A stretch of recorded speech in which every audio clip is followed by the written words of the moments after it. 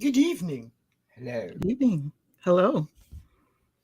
Yeah, you are watching episode 12, everybody. 12 episodes we've done. All right. Curious Casefiles. I'm Jamie. Yeah, that's Jamie. I'm Lisa. I'm Danielle. And we're all crazy. Yeah. I would just like to say, Kelly Dawes says, I wish I could get our local Bigfoot to help me with firewood. Well, apparently, first of all, wow, you've got a local Bigfoot, which is impressive. But apparently they like knocking on wood. I don't know about cutting wood. But, They like knocking on trees, apparently. yeah, apparently. Have you seen them shows where they just go out in the woods and basically bang on trees, put donuts and steak out on a log and wait and hope, and nothing ever happens? Yeah, so apparently Bigfoot's like donuts as well, which yeah, I don't know. what into people. Kelly's pretty tough. She does all that work on her own. She probably could take on her local Bigfoot. So, but while we're at it, rumor has it that it's Kelly's birthday. So, happy birthday, Kelly!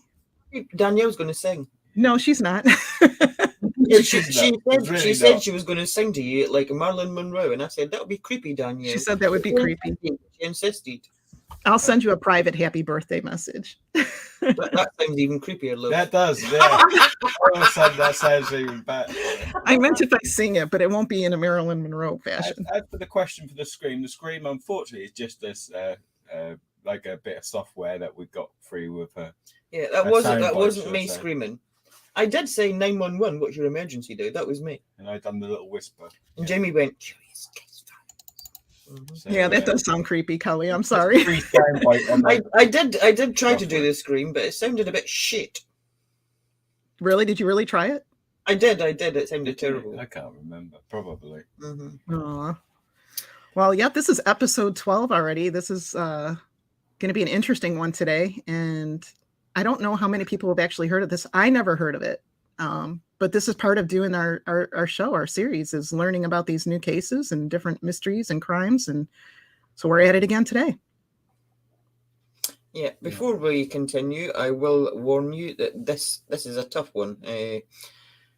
Quite graphic in nature. It's disgusting, really, what happened to this 22-year-old young man, and just brace yourselves. I would advise discretion, and if you've got any children in the room, you might want to put them somewhere else, or maybe watch it later if you want to watch it later, because you don't want kids to hear this. Yeah, we don't have a lot. It's not pretty. We don't have a lot. I'm sorry, go ahead.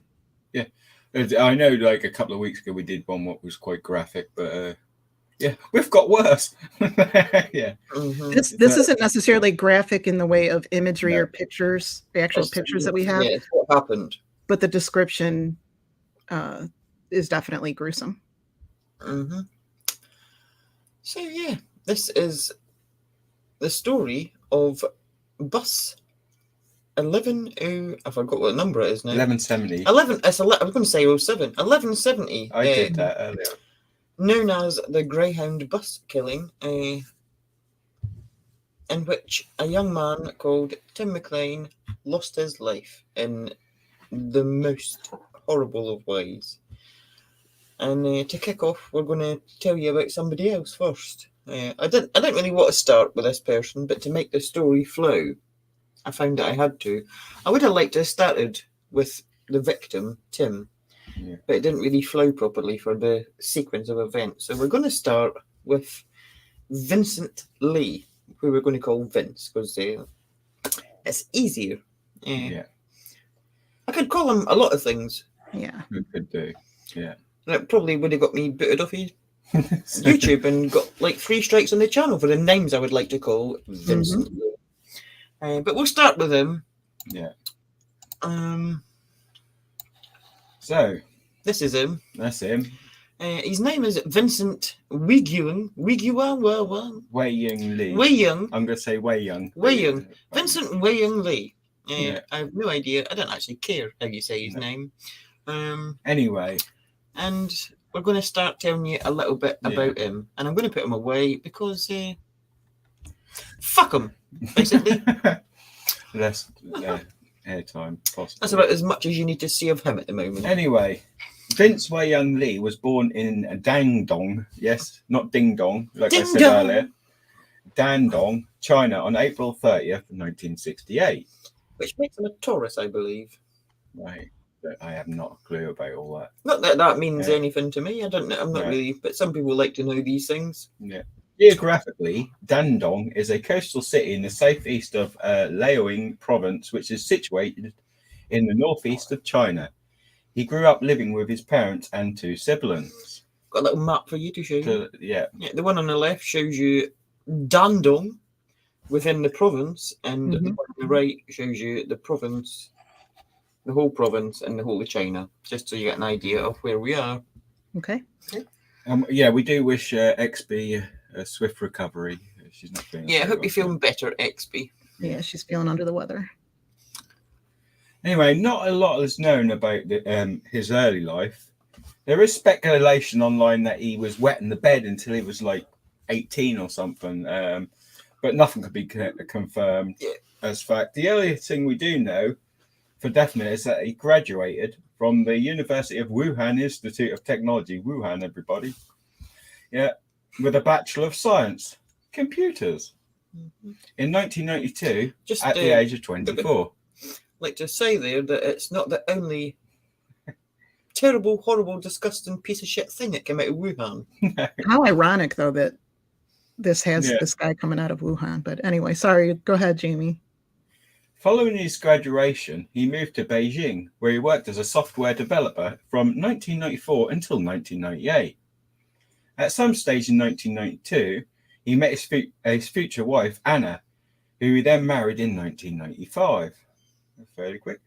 The couple then decided to move to Canada on the Fairly quick. It was 3 years. June 11th, 2001. And they emigrated to Canada, more precisely Winnipeg, due to its centralized location apparently, and affordability. It's not quite centre, but they thought it was. I think it's cheaper. Like central in comparison to the border, but it's not central. Yeah, that way. Okay. I do have a map. Let me see. I could take a sip of drink then. Yeah, so Winnipeg it is sort of central, but in comparison to the border of America, but it's not central. Yeah. Up and down the ways. It does look kind of middle-ish. That's a very geographical middle-ish term, up and down the ways. Yeah, that terms. Right, anyway, he then bizarrely went to the Canadian TDI College to study computer programming, despite already having a Bachelor of Science degree. Again, that's really strange. Yeah, I found that weird. I mean, you didn't go to university and get a bachelor's degree in a subject, and then go to college and do the same thing. Yeah. What? He graduated from his college in 2002. He officially gained Canadian citizenship on November the 2nd, 2006. Remember that. That's very important. Don't think they knew what they were in for when they allowed him to become a citizen. They should have done. So that's November 2006, nearly into 2007. He finally got his citizenship. Remember that. Yeah. Yeah, and it's me, innit? Yeah. I'm that busy pulling faces and being disgusted. Right. In 2004, Vince, the twat, began showing signs that he had a problem. His wife noticed his behaviour change. He wasn't eating properly and he barely slept. He allegedly kept claiming he was hearing voices, and he claimed to be seeing visions that he described as being from God, but they were not from any God that I've ever heard of. His wife assumed that his odd behaviour was because of exhaustion and a lack of sleep. She therefore went to the local pharmacy and got him some sleep medication, thinking that all he needed was a little rest and he'd be fine. No, love. His issue was not going to be resolved by sleeping. It was far more complex than that. He became irritable and began showing signs of aggression, toward her at least anyway. He became reclusive and barely left the house other than to go to work. Understandably, this caused tension in his marriage, and he and Anna would argue all the time. which eventually led to the couple's divorce at some point in 2006. I could not find the exact date of when that happened, but it was some point in 2006. However, they did remain living under the same roof as friends. Basically, Anna, who was concerned about him because he was being weird, basically, allowed him to live in her home rent-free. She was afraid of his for health the condition next 2 years. So, yeah. Mm-hmm. Yeah. So do it, but yeah. Obviously, she would notice these differences in him, and I'm curious if he even, learning what we know about him with medication, we'll find out later if he even attempted any of this. But as you said, sleep aid and stuff like that wasn't going to help this particular circumstance. No. So another incident, which probably spelled the end of the marriage, came in 2004 when he abruptly just moved out of the home that he had with his wife, claiming he was going to Toronto for a job. However, he didn't go to Toronto. Instead, he went to Thompson, Manitoba, because the voice told him to. Right. And he stayed there for about 6 months. And apparently he was looking to buy land despite having no money. But this was what he had in mind to do. So this alleged voice in his head then told him to go to Toronto, which is over 1,200 miles away from Winnipeg. Wow. So he does this only to then have the voice tell him that he needs to go back to Winnipeg. At this point, I'd be like, yeah, there's something wrong with this voice. Yeah. This voice is being very inconsistent, right? But more specifically, that's if, I hate to be the skeptic, that's if you believe there was a voice at all. Yeah. True. But not only was it having him go to and fro and here and there, this time when it said to go back to Winnipeg, the voice said he needed to walk back. So, 1,200.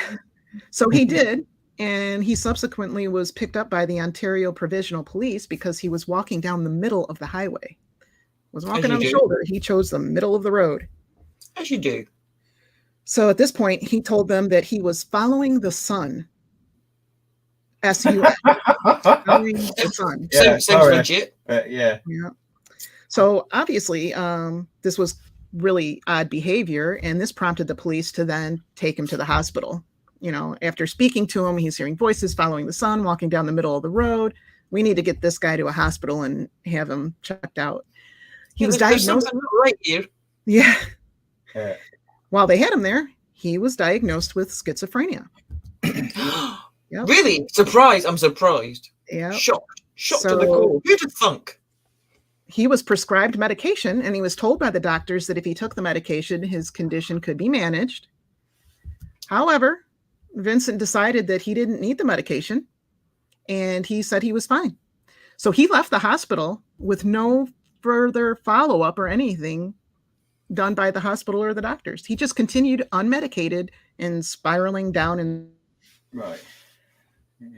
this mental, which confirms that he consciously made a decision to not be treated, knowing he had a mental disease, mental illness. He was on medication while he was in the hospital. So while he was medicated, he made that decision. Yeah. He had that window of opportunity to...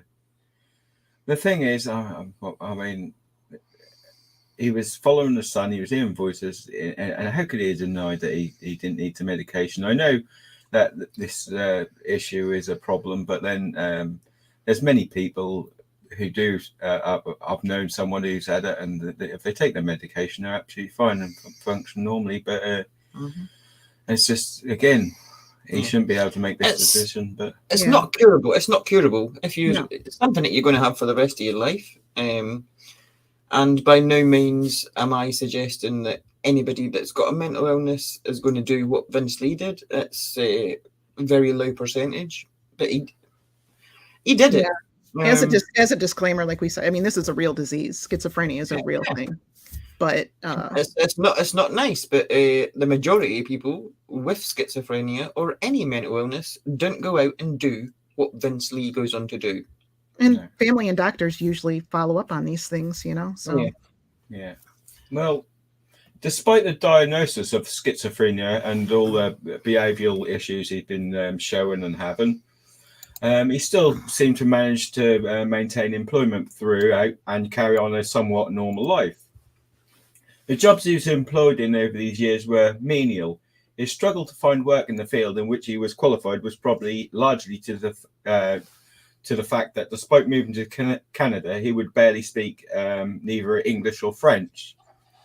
And the language barrier was obviously a problem, which was preventing him to find work or remain in work and things like that. During his time in Winnipeg, he gained employment at several jobs, one of which was at Grant Memorial Church as a cleaner. The pastor of that church, Tom Castor, the pastor. Yeah. Who employed Amazing Lee, name for a pastor. Yeah.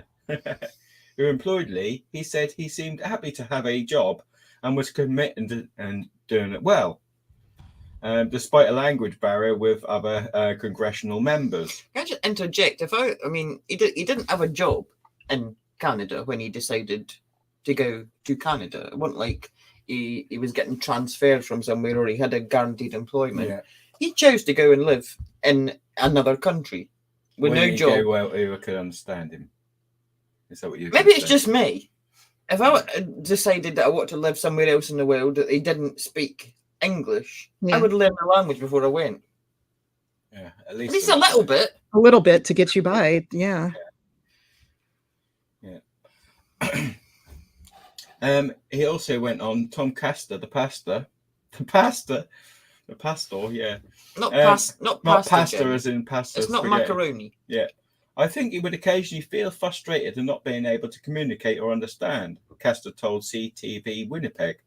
But we have a very patient staff and he seemed to respond well. Castor also said Lee did not show any signs of anger issues or any other trouble before he quit that job after 6 months in the spring of 2005.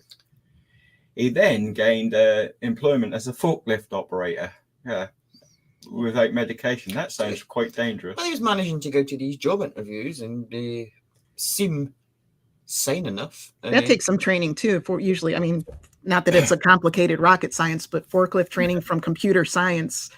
Yeah, you got the sort of 2 levers and things. Yeah.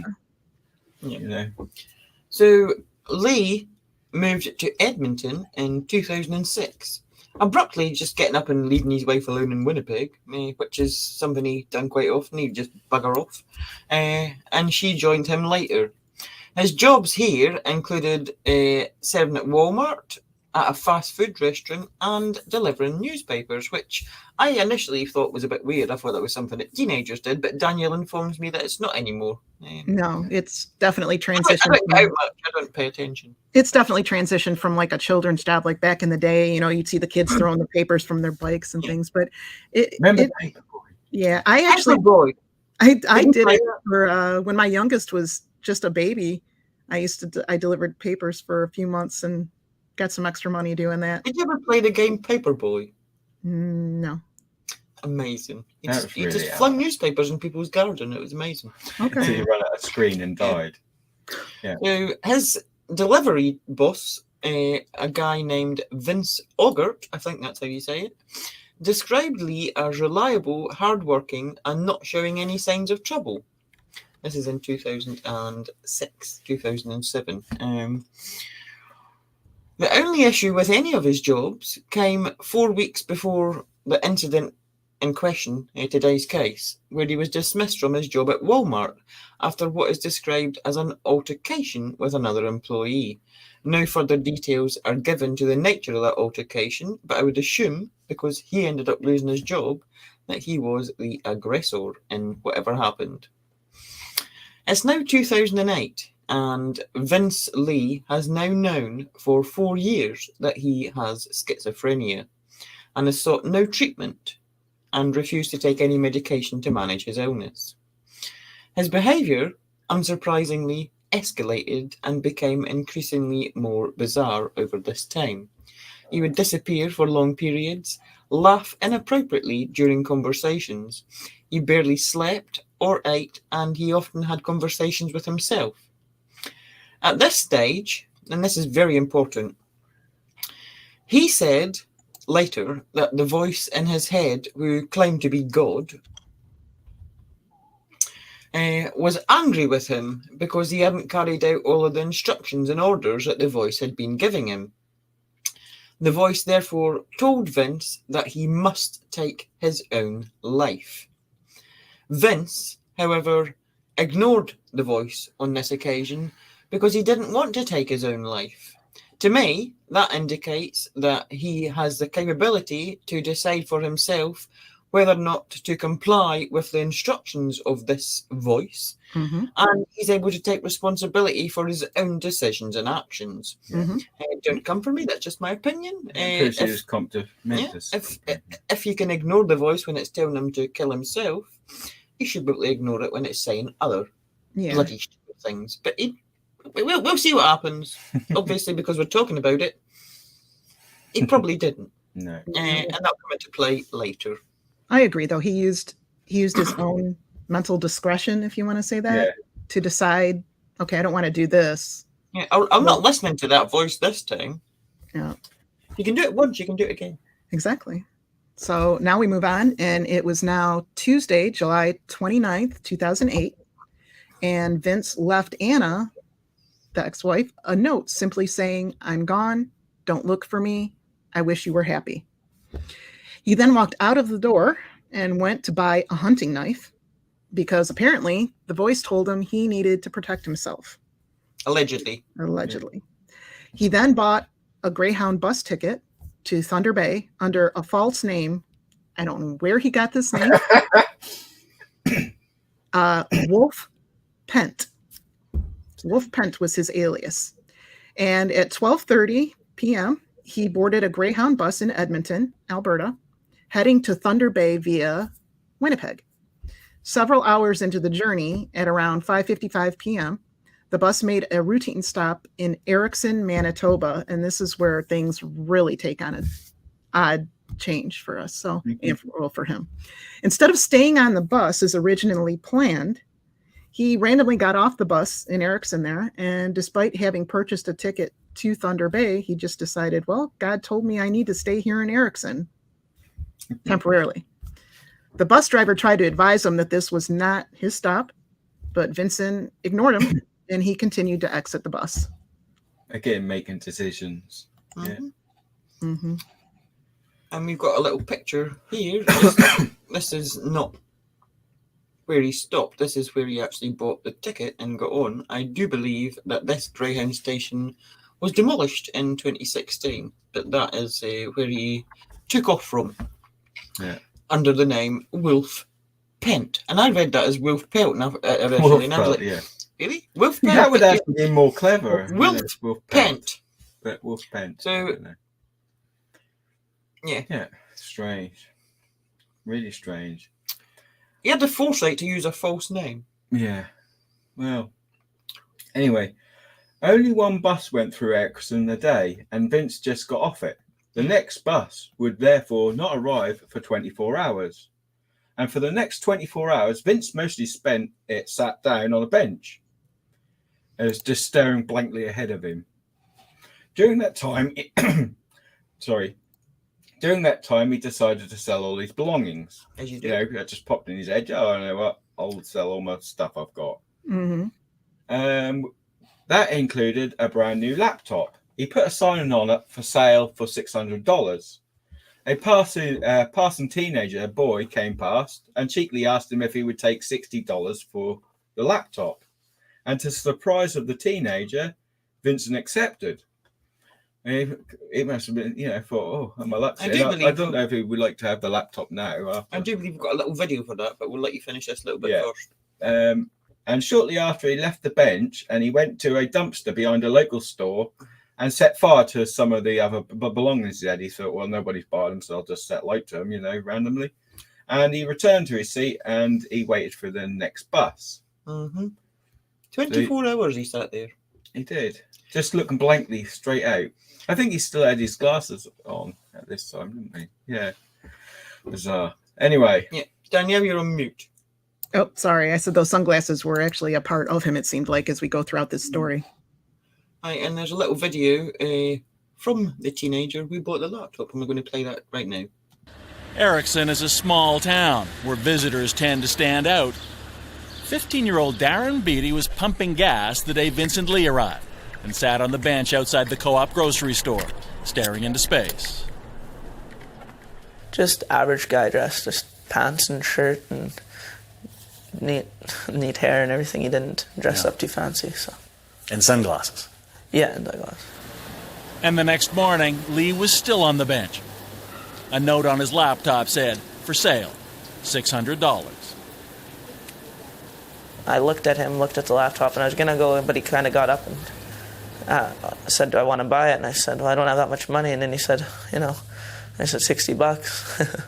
And then he said, "Okay." And then I shook his hand on it, and then he wanted more money for the bag, and I said that was okay, I'd just take the laptop. It was his only interaction with anyone in Erickson. Unsure whether the voice wanted him to stay or go, Lee made a crucial decision of his own, boarding the next bus through town. Wow. Spoiler there. We'll just stop that there. Yeah. Yeah. But yeah. So not weird at all. No. See, I'd be cautious of even buying it because I suppose 600 was fair enough, but then when you took 60, I'd be like, this sounds a bit weird. I suppose if you're an adult, you'd think, oh, that's probably stolen. But yeah, my the dad kid's said, probably thinking, bargain. My dad said Yeah. God told him to sell it. Yeah, probably. Well, needless to say, I do know this computer or laptop got confiscated after it was all said and done. So I hope he was reimbursed, but I doubt it very much. No. Yeah, not- so we're going to leave him sitting on that bench and move on to Tim McLean. And I've got a little picture here, and I'll leave this one on the screen for longer because he is the person that should be remembered in this case. Yeah. And this is Timothy McLean, but we're going to call Tim because that's what his friends and family called him. Right. If my mouse would just work, I would continue. Right. Tim McLean Jr. was born on October the 3rd, 1985 in Winnipeg, Manitoba, to parents Tim McLean I've done it already.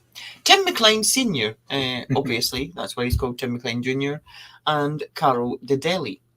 He is described as an intelligent child who had read all of the books in the school library by the 5th grade, and he became bored at school because he felt unchallenged. So very intelligent.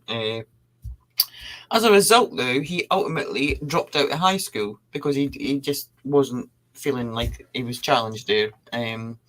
He's described by everyone that knew him as a free spirit. Everybody loved him. Everybody got on with him. He was one of those people who could get along with anyone. He could walk into a room and he would just talk to anybody. And he was just a really likable guy. In his friendship groups, he was the peacemaker and he helped to resolve problems among his friends.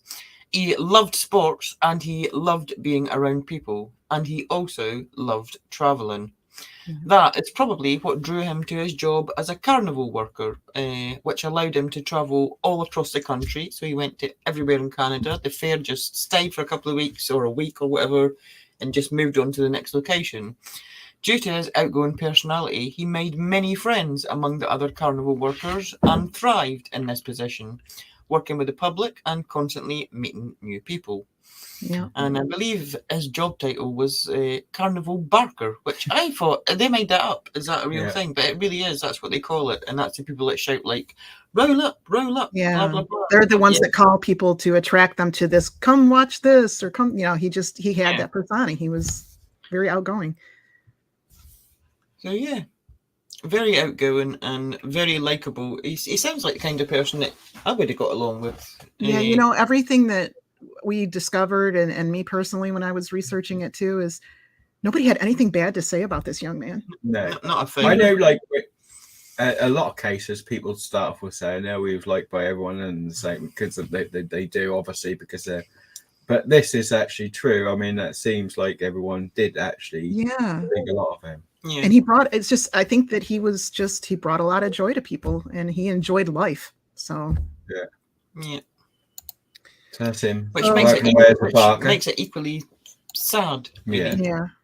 So, in July 2008, now 22-year-old Tim decided that after traveling the country with the carnival, he was going to move to British Columbia. It was a place that he'd visited, you know, throughout his travels with the employment with the carnival, and he fell in love with it, with the area. The carnival, which was in Edmonton, Alberta, I think he said, so he had set plans in motion to move. And when the carnival ended, the one in Edmonton, instead of moving on with it, he decided to head home to Winnipeg. And he went back there. He was going to move up all of his belonging, pack it all up, and prepare himself for the move. And at this point, his future was looking bright, and he was excited about what lay ahead. I mean, he was young. Why not? He had all the world ahead of him. He had his whole life ahead of him, or so he should have. He should have. Yeah. So with what comes, that just it saddens me. Yeah. Yeah. Indeed. It was sad to see him go. His friends and fellow carnival employees offered to buy Tim a plane ticket as a leaving gift. But Tim politely refused their kind offer for two reasons. One, he was actually scared of flying. He had fear of flying. And the other being that Tim actually enjoyed the bus journey. Even though it was like over a 20-hour trip, it allowed him to rest and take in the sights across the country. Now, I can kind of understand that. 20 hours is a bit long for me, but I like, small car journeys. You get to see a lot of things you would normally see, taking all the scenery and things like that. Can be peaceful and calm, and kind of if the conditions are correct. Well, judging from his personality, you probably like the interaction with the fellow passengers and meeting new people. That was one of the things he loved about his job at the carnival. He was able to talk to all these different people from all these different places, and hear about their experiences and their life, and he just loved meeting new people. I think he just took life in. He wasn't in a rush about anything. He just, he'd just go about his business, take it in, see the sights. He wanted to take in as much as possible. I mean, people like that, isn't there? Everywhere. So. On Wednesday, July 30th, Tim boarded the Greyhound bus 1170 to Winnipeg. It was via the Yellowhead Highway through Saskatchewan. Saskatchewan. Yeah. He headed towards the back of the bus and took a seat near the rear, one row ahead of the bathroom.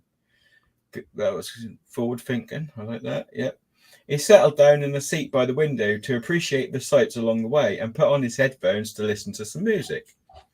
Again, sounds something I'd probably do, Yeah, so this is the Wednesday, and this is where two paths collide randomly and with tragic consequences. So it's now almost 6 p.m. and Tim has now been on bus 1170 for almost 17 hours when it pulls into Erickson, Manitoba on its daily routine stop. A new passenger boards the bus, a tall man of Chinese descent with a shaved head and wearing sunglasses. His name is Vincent Lee. Lee enters the bus and takes a seat near the front. The doors close and the bus continues on its journey. In the back of the bus, Tim settles down for a sleep.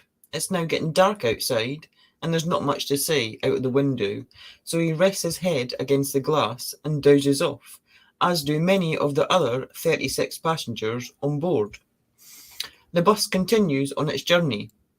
Over an hour later, it takes a scheduled rest stop and several of the passengers disembark to stretch their legs, grab some fresh air, perhaps even have a cigarette. One of the passengers who got off the bus at this point is Vince Lee.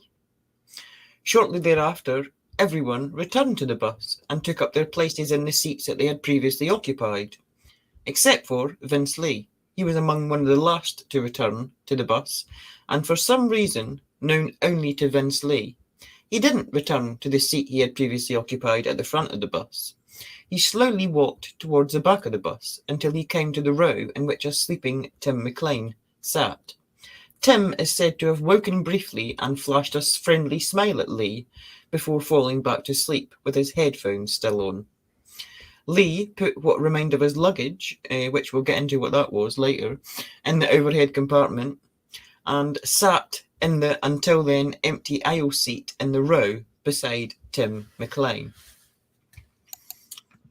It just gets, you just watch this and listen as it just builds Yeah. up, right? And from this point on, brace yourself. Mhm. Yeah. It's So not pretty. passengers who weren't sleeping at the time, they recall they had a movie playing on, I think it was The Mask of Zorro or Return of Zorro or something like that, playing on the bus's video system.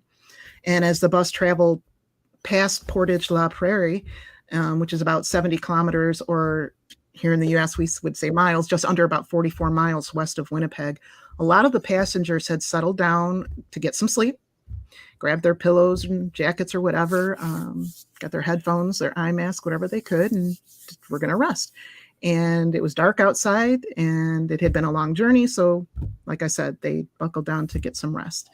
Now, at this point, the behavior of Vincent Lee had caught the attention of some of the other passengers. They noticed bizarre things like the fact that he was clutching a toilet paper roll in his hand.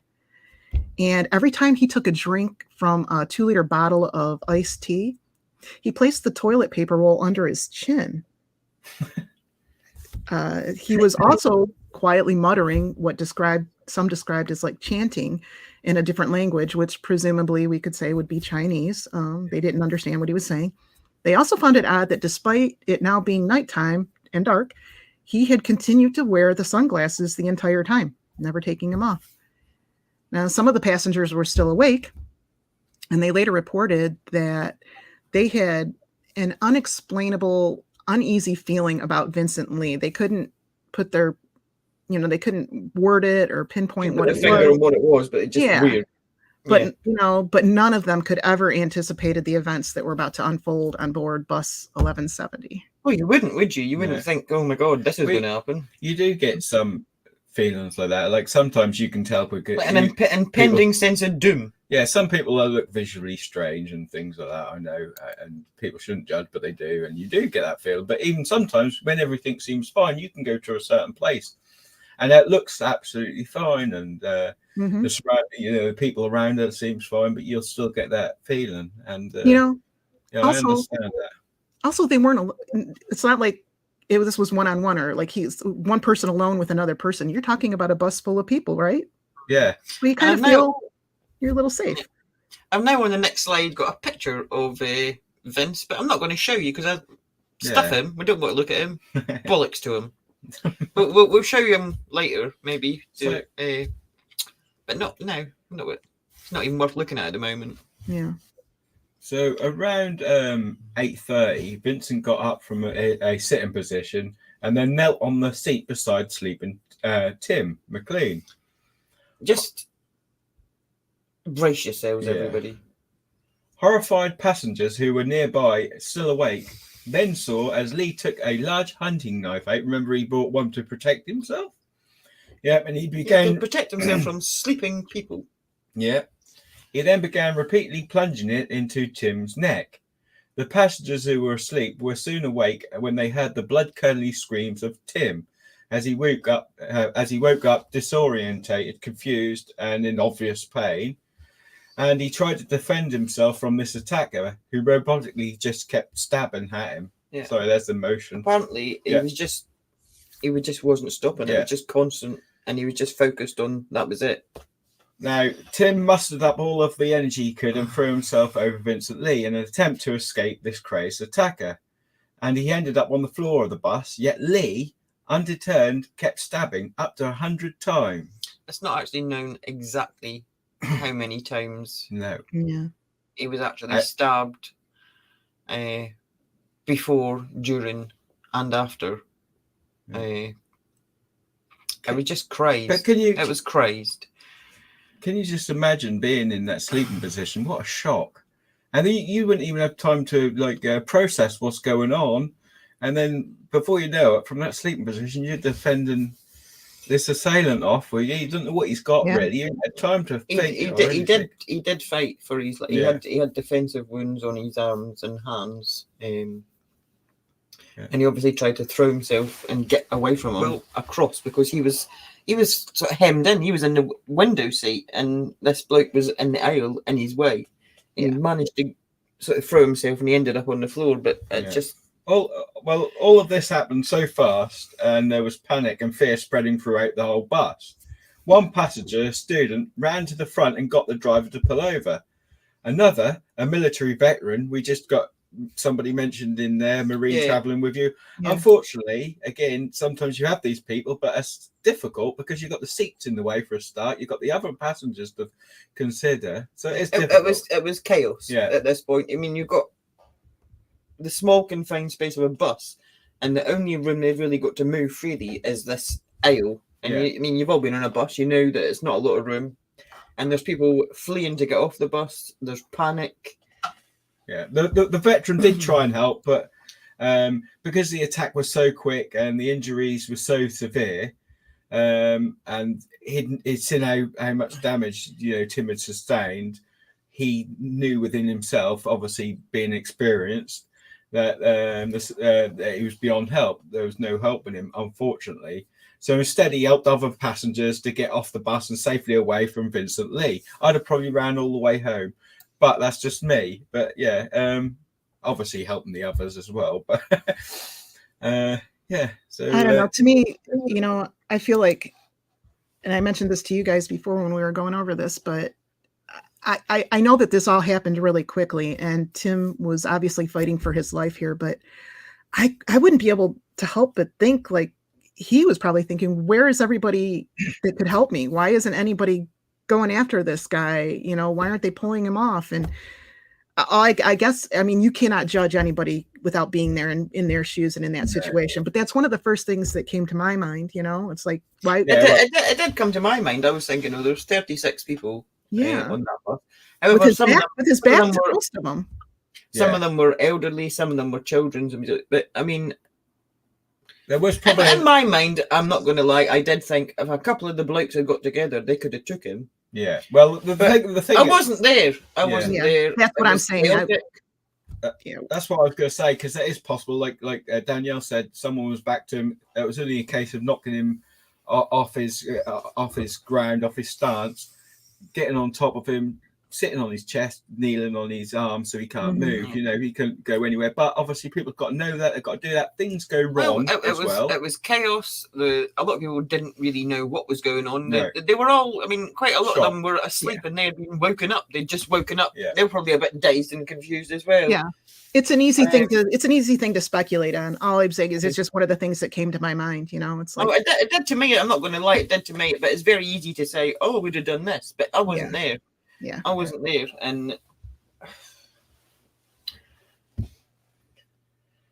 if this crazy wanker was, I mean, he was just stabbing them in the neck. He would have been gone quite quickly, thankfully, which means he didn't suffer too much. Considering, I mean, we're not done, but. If you're looking around, there's children on the bus, there's elderly people, there's vulnerable people on the bus. I suppose you would be like, well, yeah, like I said, we could speculate all day. They don't know if he's going to attack other people. They don't know what's going on. No, and I wouldn't blame anybody for not intervening, because there can't have been much time to intervene. No, not at all. And it was completely unexpected and really fast. Yeah. Indeed. Yeah, so where are we in the story? You're there. All right, yeah. Obviously, it was utter chaos on bus 1170. Tim was lying lifeless on the floor, and his attacker still continued frenziedly stabbing his body. A mother in the back of the bus basically threw her toddler over the carnage into the arms of other passengers before climbing over the seats herself to escape. Because all the passengers behind the row that had been occupied by Tim McLean and Vincent Lee were effectively trapped behind this horror show playing out in front of them. Soon, all 36 other passengers were safely off the bus and clearly traumatised. Many of them were crying, people were vomiting. It was just chaos. They ranged in age, as I've said, from young children to the elderly, and each of them were horrified and terrified in equal measure. And some of them were actually angry as well. there was one witness, I can't remember exactly which one it was, that said that he'd never felt like he wanted to hurt someone so much in his life until that moment when he saw what Lee was doing. Mm-hmm.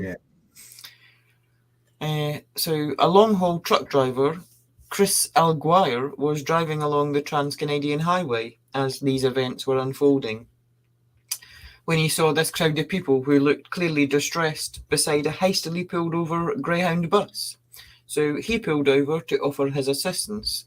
It was then that he was informed that someone was being stabbed on the bus.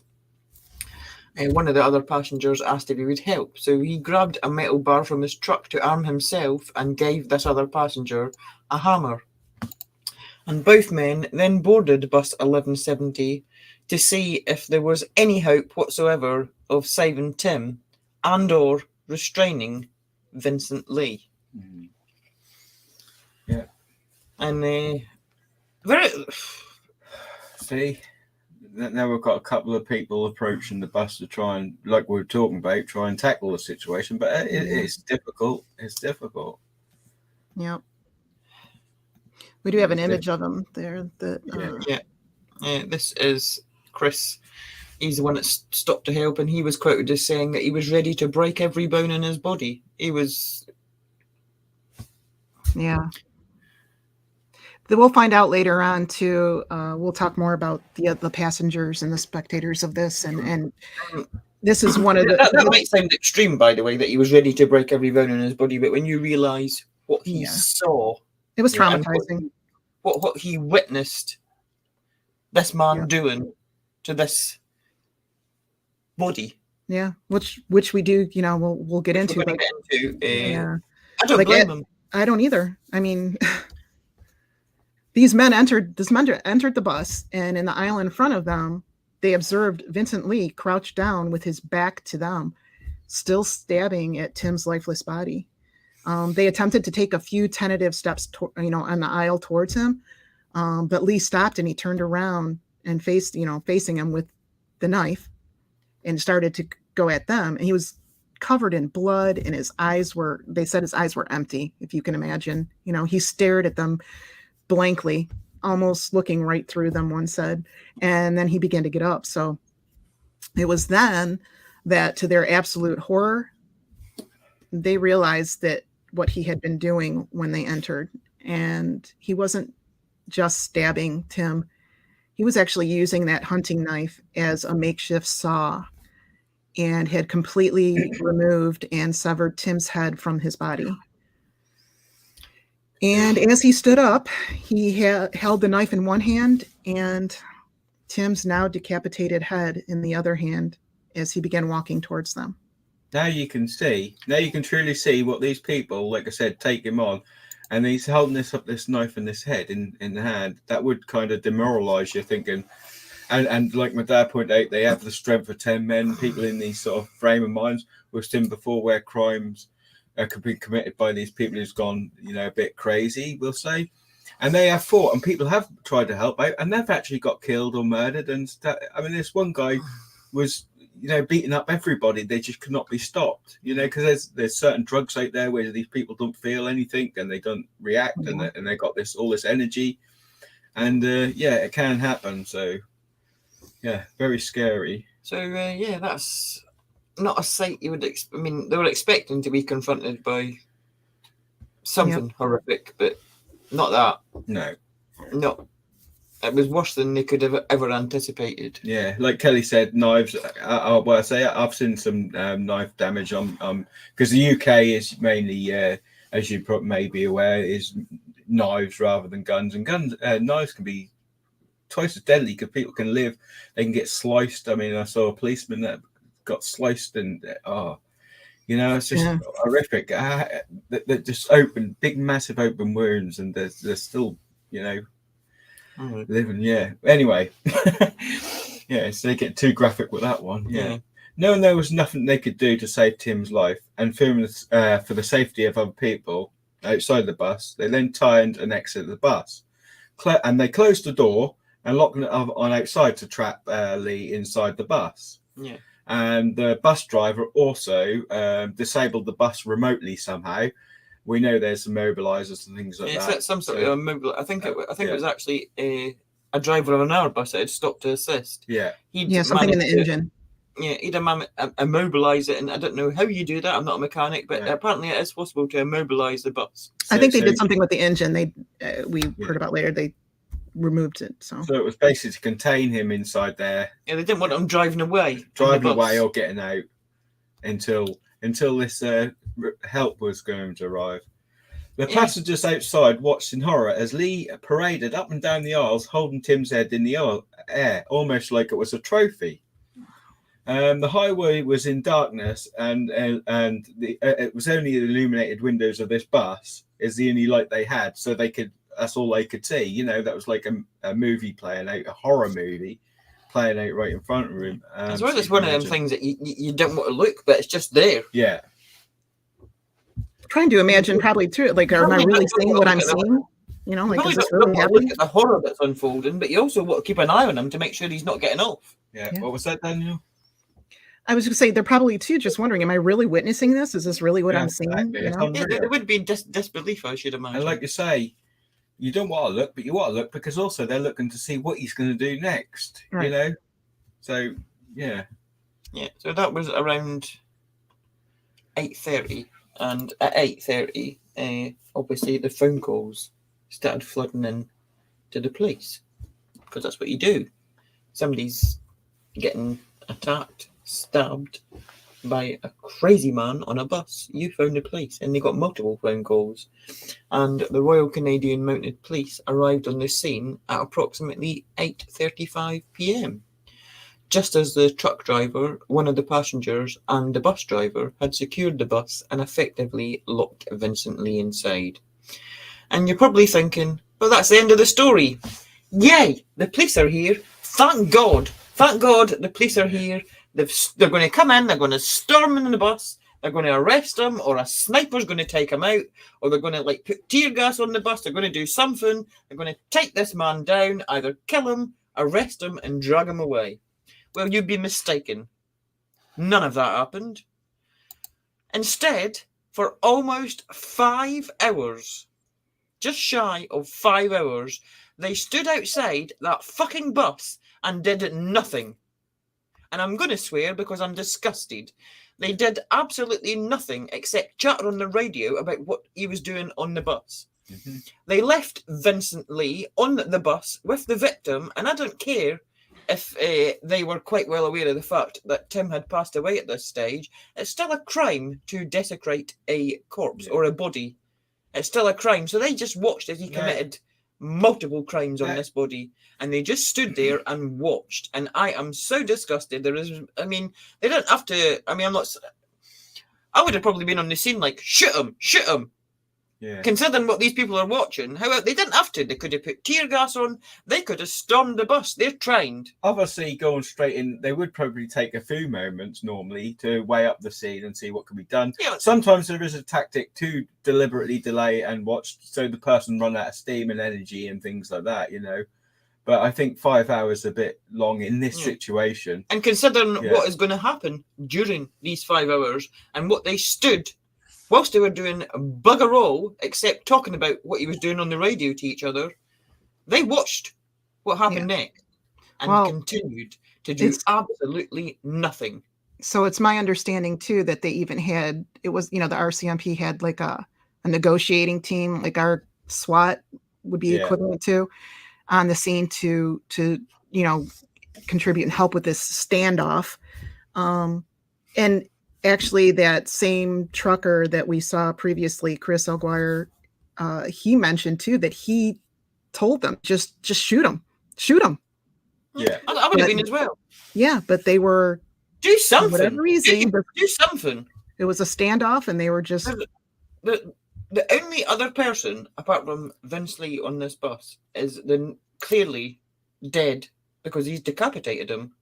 Yeah. Dead Tim McLean. He's got no hostages. Nobody else is in any danger. Get on that bus and take him down. Whether he comes out alive or dead, I don't give a shit. Well, just get on that bus. About 12 open windows there with no curtains, no blinds on, so it's a clear shot as well. Yeah, exactly. You know, So Pretty They clear. had a clear view of everything that was going on. Yeah. So if there was snipers about, I'm sure they could have got a sniper there within 5 hours. things Just are saying. very different over in If it Canada, was apparently. Trudeau on that bus, they'd have done it. They'd have No. got a sniper. So anyway, Vince had been stabbed, or I'm sorry, Vince stabbed Tim, like we said. Well, they say at least 100 times, but again, we don't know. It probably was more than that. He had all the time in the world. And he did remove and severed his head with a hunting knife. And you would think that that was bad enough and that he was done.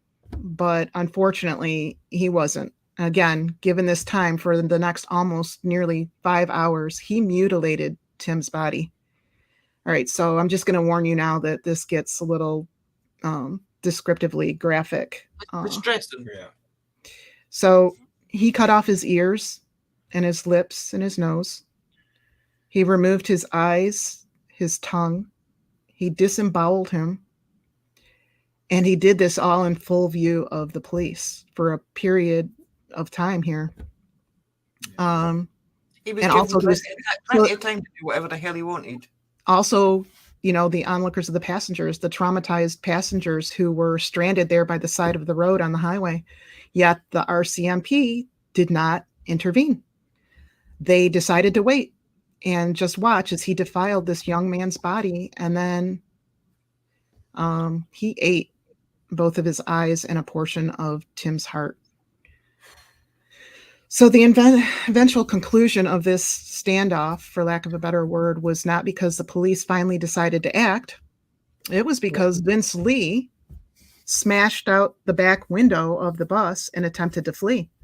And at this point, again, no violent takeover was done, but they tased him. The RCMP tased him and arrested him. Yeah. Mm-hmm. But yeah.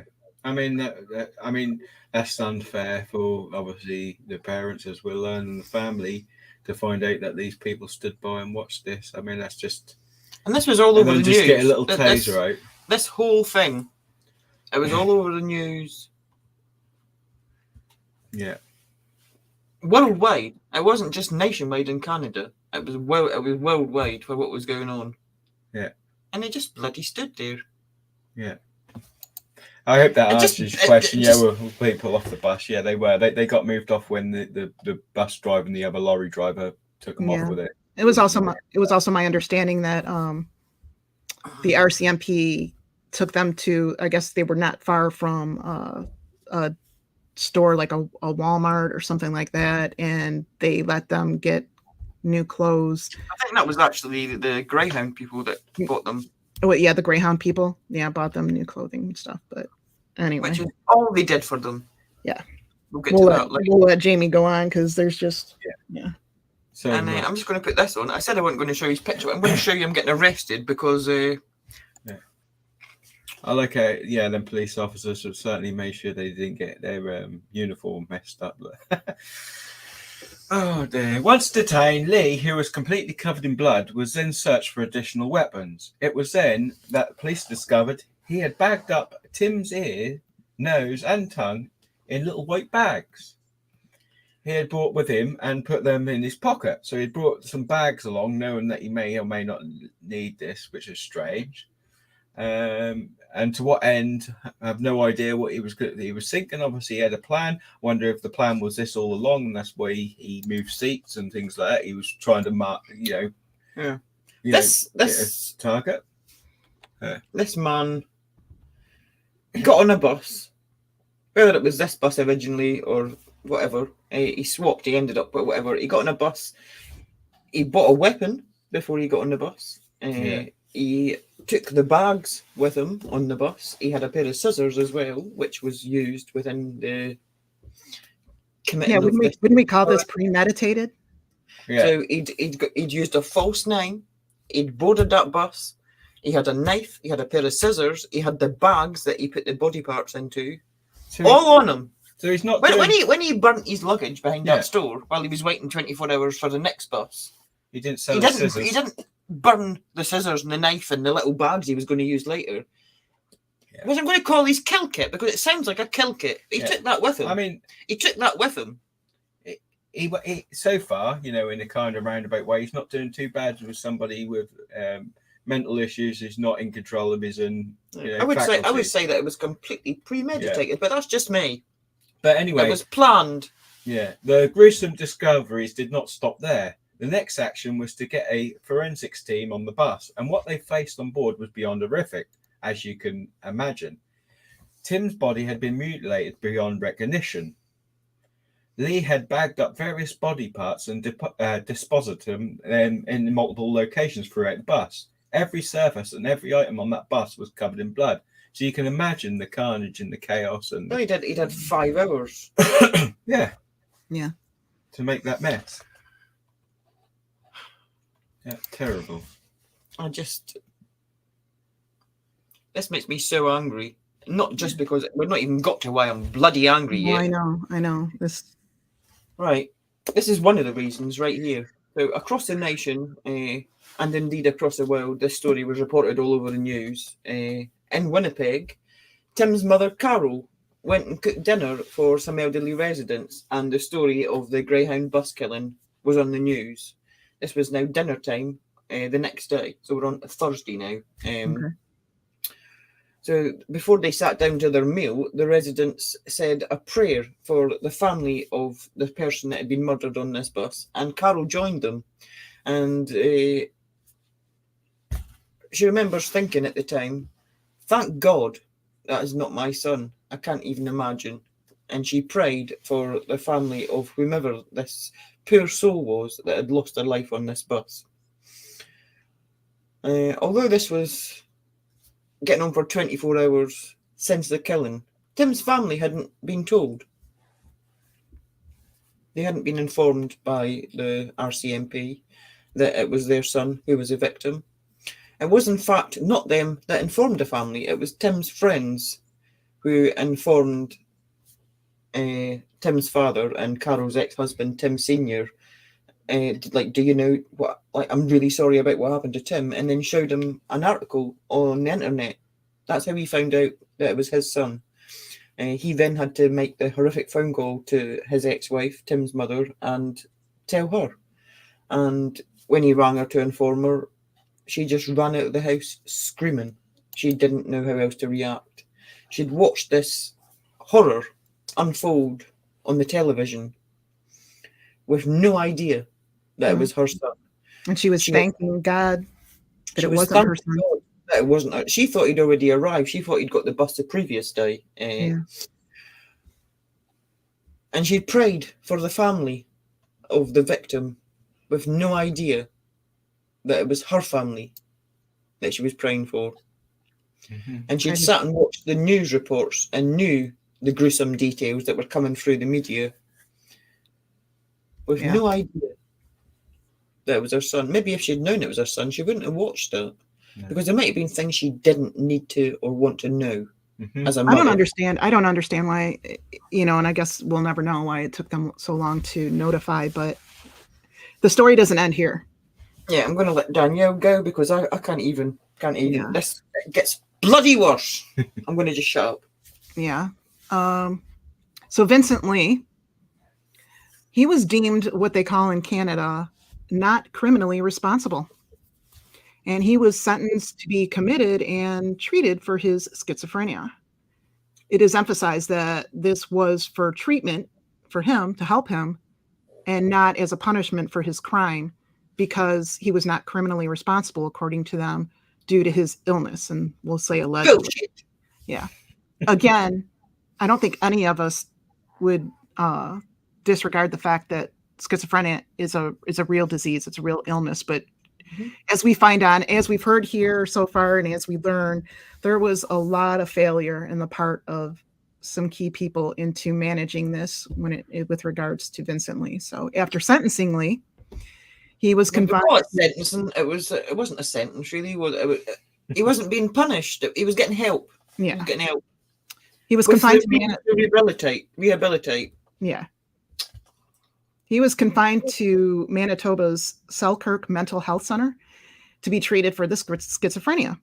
And only a year later, he was granted the ability to take walks on hospital grounds while escorted by 2 staff members. Now, by 2012, Lee was granted increased freedom to have excursions into the community of Selkirk. The passes began at 30 minutes, and then they slowly, increased in the time to day passes, but still required that staff members and security officers escort him and accompany him. So in 2013, Lee was granted supervised full-day trips to Lockport, Winnipeg, and nearby beaches.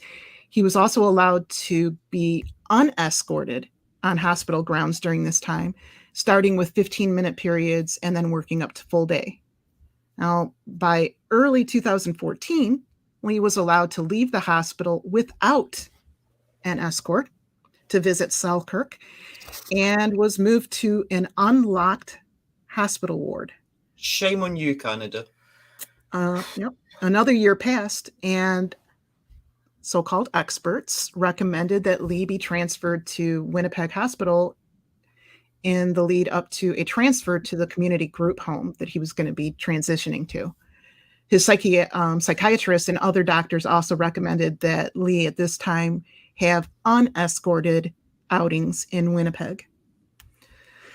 The Manitoba Criminal Code Review Board did allow Lee the unescorted visits to Winnipeg, but they did add that he had to stay at the Selkirk Mental Health Center or a Winnipeg Psychiatric Center. And then finally... Before you get to 2017, I'd just like to state that every year they've done this review and made these changes every year. So over the 6-year period so far, every year, Tim's family had to go to these review meetings, and they weren't allowed to speak. They weren't allowed to speak at them. They were allowed to give a written statement, victim impact statement for the board of review. But this wasn't read as they had written it. It was highly edited so as not to offend Vincent Lee. So every year for 6 years, they went and sat and listened to all these restrictions coming off him and this more freedom being given to him.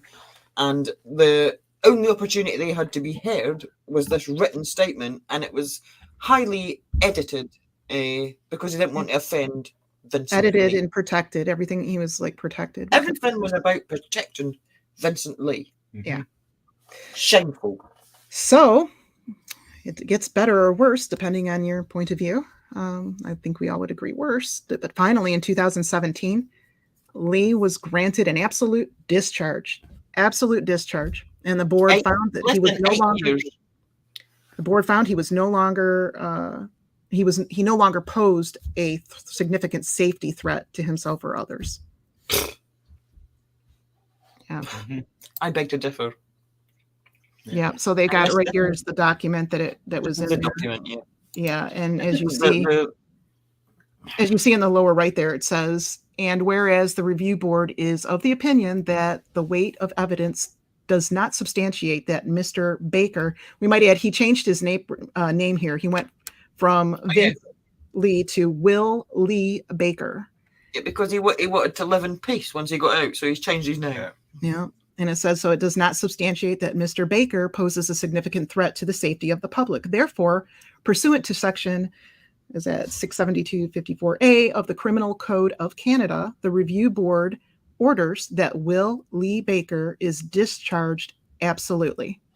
And that was dated for the 10th day of February, 2017. Yeah, and that is John Stefanluk, the chairperson of the Manitoba Review Board. Yeah. And right there, although he's not going to be held responsible because there's legal things in place that doesn't make him responsible. But John, you wrote there that Mr. Baker doesn't pose a significant threat to the public. Yeah, need to be accountable for that. The now Will Lee Baker, previously Vincent Lee, decides again, as he done in the past, to stop taking his medication because he decides that he's fine and there's nothing wrong with him. Mm-hmm. And he commits another crime, any crime, even if it's not as disgusting as the one that he's previously committed. You're saying that he's not a threat to the public. If he's not going to be criminally responsible, are you going to be fucking responsible? Because somebody needs to take responsibility. This is bloody ridiculous. Yeah. Well, as just mentioned, upon his release, Lee then changed his name to Will Baker. See, this is, again, they're protecting him. Like we see in crime a lot, the criminals get protected a lot, and the victims usually get to suffer. But that's going to make it harder for anybody, not just people who wish him harm, but the people who're supposed to be looking out for him. Harder to track when now he's got a different name. Yeah. It's ridiculous. Anyway, he now lives freely in the community. He has no criminal record whatsoever because it wasn't a criminal. It wasn't a crime. He's got no crime, record. yeah. No record. And he can go wherever he likes. He can even move to another state or even another country if he wish. And his crime, which he was not allegedly responsible for, will not follow him, and nor will his diagnosis. Nor that's very important. Nor will his mental health diagnosis. So if he moved to a different state within Canada, his mental health diagnosis doesn't move with him. Nope. That's just in Canada. He can go anywhere in the world. He can go anywhere in the world, and he will not have a criminal record, nor will his diagnosis of schizophrenia, which is very fucking important considering what he done. Yeah, is not going to follow him. Just to put an example there, I mean, he's working in computers and things like that. He could get a job at a kindergarten, for instance. He'll have if they do a criminal check, he would maybe pass it. I don't know about the health check because obviously, like. His previous jobs. That's not his name, is it? His previous jobs, he's been a cleaner at a church where there is vulnerable elderly children, mothers, anybody. He's worked in McDonald's. He's worked in Walmart, where anybody is. I mean, he's got access to massive amounts of the public. What they've actually done. Oh, sorry, go on then, Danielle. I was going to say before you continue, Jamie. I was just going to add that had he been charged, with a criminal record here or anything, at least he would be having to check in regularly with somebody like a parole officer or something like that. He would have regular checks on him. But this doesn't have to happen here because he's basically absconded from this. He's just everything. It was just a bit ill, and now he's all better. Yeah, he's not all better now. I'm sorry, Jamie. Didn't mean to interrupt you. Sorry. No, that's all right. I mean, they've effectively put this man responsible, untreated, unmedicated. Who's been doing this for years, unmedicated and in charge of his own faculties. And I would. I mean, at what point? If he decides to stop taking his medication again, no one's there to check up on him. No one's there to reinforce it. He's allowed to do what he wants. I've got so many questions about whoever decided that this man. And I'm using the term man very loosely because he's demonic as far as I'm concerned. Whoever decided that he was not criminally responsible, I'd like to know at what point from whenever he got diagnosed, 4 years previous to what he done, until 2008. At what point, or was it before then? At what point did he become not criminally responsible for any actions that he would do? Anything. Yeah. I mean, he didn't have to do what he did, but any crime that he committed, at what point between his conscious decision from being in hospital and getting that diagnosis and being given medication, so he was on the medication, so he was apparently compos mentis at this point when he decided he didn't need it, at what point did he become not responsible? Because he was responsible for a decision that he made not to take that medication. And whether it had been 4 hours, 4 days, 4 weeks, or 4 fucking years to take him to do something like this, he's responsible for the decision that led to it. In my opinion, don't come from me. The trouble is, he's now got a green light now to do whatever he wants. Well, it's not just... No, they've all got a green light. He don't got a responsibility. They've all got a green light. Got a responsibility. If you've got an illness, or you say claim that you've got an illness, then you're not responsible.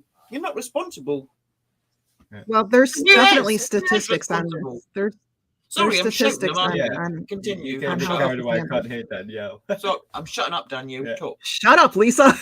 I know. I'm angry. No, I agree. I totally understand where you're coming from, and I agree. But again, there are statistics on this too. And I think you even found some on that. Yeah. Well, according to studies carried out by mental health professionals, we've heard about the experts professionals again. by the Mental Health Commission Canada, of those not found criminally responsible, reoffended 17% of the time, with 8.8% of those reoffences being violent reoffences. And that's why they call them reoffences, when they claim they never committed an offence in the first place. A lot of offences going on. If they've not committed an offence, how can they reoffend? Yeah. But, And that's not a low percentage. Yeah, even like the 17 are saying that that's like any offence, but that's not. I mean, a lot of these people haven't even committed a violent offence. So, I mean, that's not even giving you a clear. If it had been all violent offenders that they'd measured, what would the percentage be? Yeah.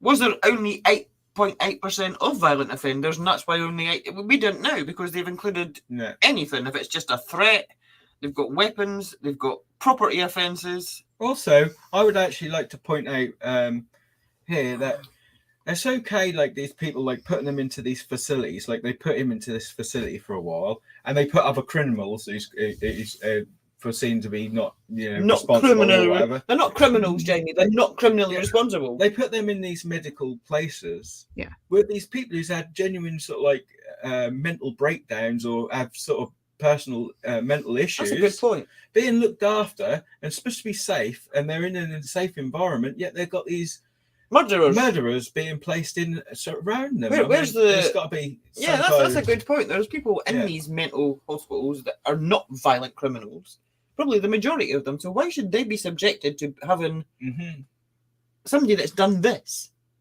in the room next door? Or others like it. Well, I would hope, but we know that in the real world this doesn't happen. But I would hope that because they are in a facility that they're being more closely monitored, as opposed to like Lee, who was just let go. Yeah. He just when he was in there, he got more and more freedom every time he got a review meeting. Yeah.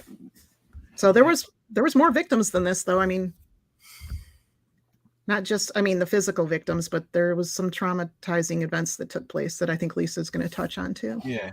Yeah. So there were at least 36 other victims, and that was the 36 people who were also travelling on bus 1170 that day, plus the 2 Samaritans, the bus driver and the truck driver, who made more of an effort than the police did to control the carnage that erupted on that journey. Yeah. And not forgetting at all for a second the friends and family of Tim McLean. The bus passengers, we're going to talk about a couple of we could go over everybody's story. Yeah. Everybody that was involved in this has a story, but we're just going to pick a couple. No offense to anybody else, but it would take hours, and my heart breaks for every single one of them. The bus passengers and emergency responders are forever scarred and broken. They've suffered every day after witnessing these truly gruesome events. The images still haunt them in their sleep and in every hour of their waking lives to this day. Many of these people's lives have been destroyed, and they struggle to function in their daily lives and in society. Many of them now have mental illnesses, post-traumatic stress, because of Vincent Lee or Will Baker or whatever the hell he want to call himself. I don't give a shit. Yeah. And yet, just completely, this isn't, but these people haven't been given help, but the system's bent over backwards to help Vince Lee, but not his victims. Yeah. While Mr. Lee continues to receive all the help and support in the world, anything that he could ever ask for, he's been just given it. He's forgotten mostly unknown victims of Lee's were left mostly to deal with the emotional turmoil themselves. I don't know exactly what the passengers were offered individually. I do, however, know that the mother of the victim, Carol Dedeni, was offered counselling. 4 hours, 4 sessions of counselling, which is not even enough time to get out the story of what 4 hours. 4 hours she was offered. Wow. She declined and instead sought counselling from a spiritual lady who is 24 hours on call for her, even though she's not getting paid, and that's helped her tremendously. But officially, she was offered. I did read somewhere else it was 6 hours, but many of the places I read it was 4 sessions. 4 4 to hours. 6 It hours. might Well, have that's been, still it might not have a been lot 6, either but way. even if it was 6, that's a bit shit, really. It is disgusting. It is disgusting that it would only be that. And I can say She that got 6 hours more than some people did, as we'll learn as well. Oh, she In didn't use regards- it wasn't enough. It was ridiculous.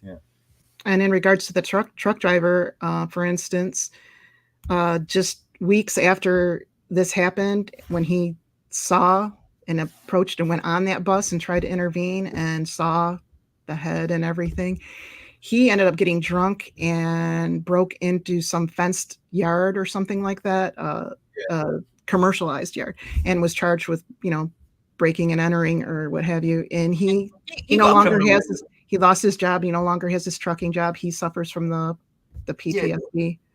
The irony that he got a criminal record for getting drunk to try and take away the images that were haunting him. Yeah.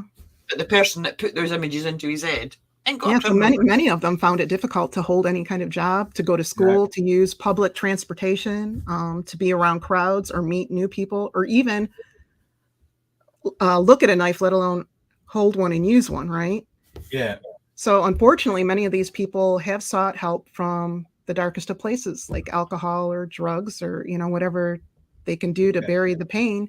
And, again, they only find that this numbs it and it allows them to escape reality until they reach the bottom of the empty liquor bottle, only to pass out, wake up, and do it all over again. Marlene Gregory. He wasn't given any suitable help elsewhere, was he? No. Marlene Gregory, she was one of the passengers on the bus.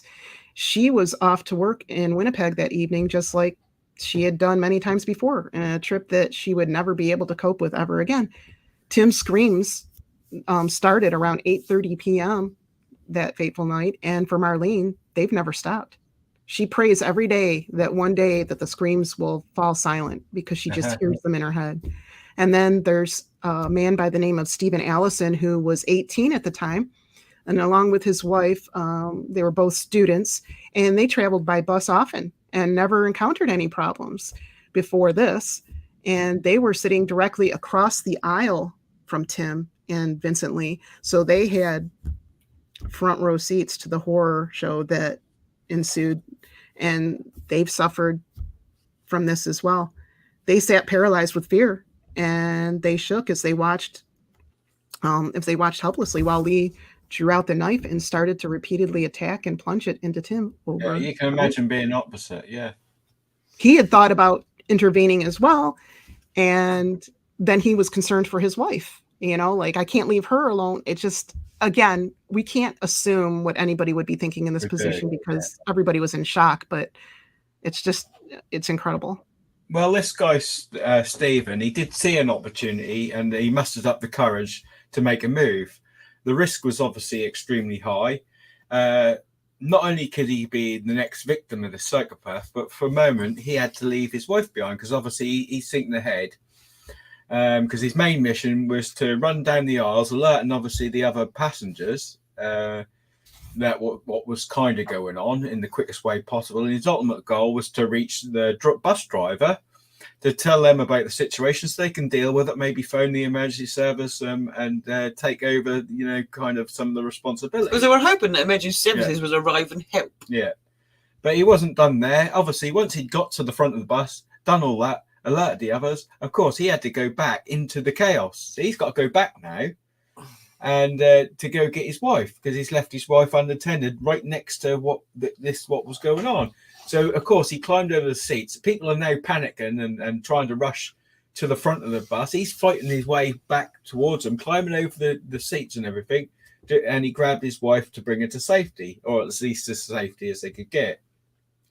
The Greyhound bus company did give Stephen some contact details, like phone numbers, emails, and things. They assured him that they're going to look after him. They're going to compensate him well. They're going to, they gave him these numbers to contact and help him through it emotionally and aftercare, sort of aftercare afterwards, and what him and his wife needed.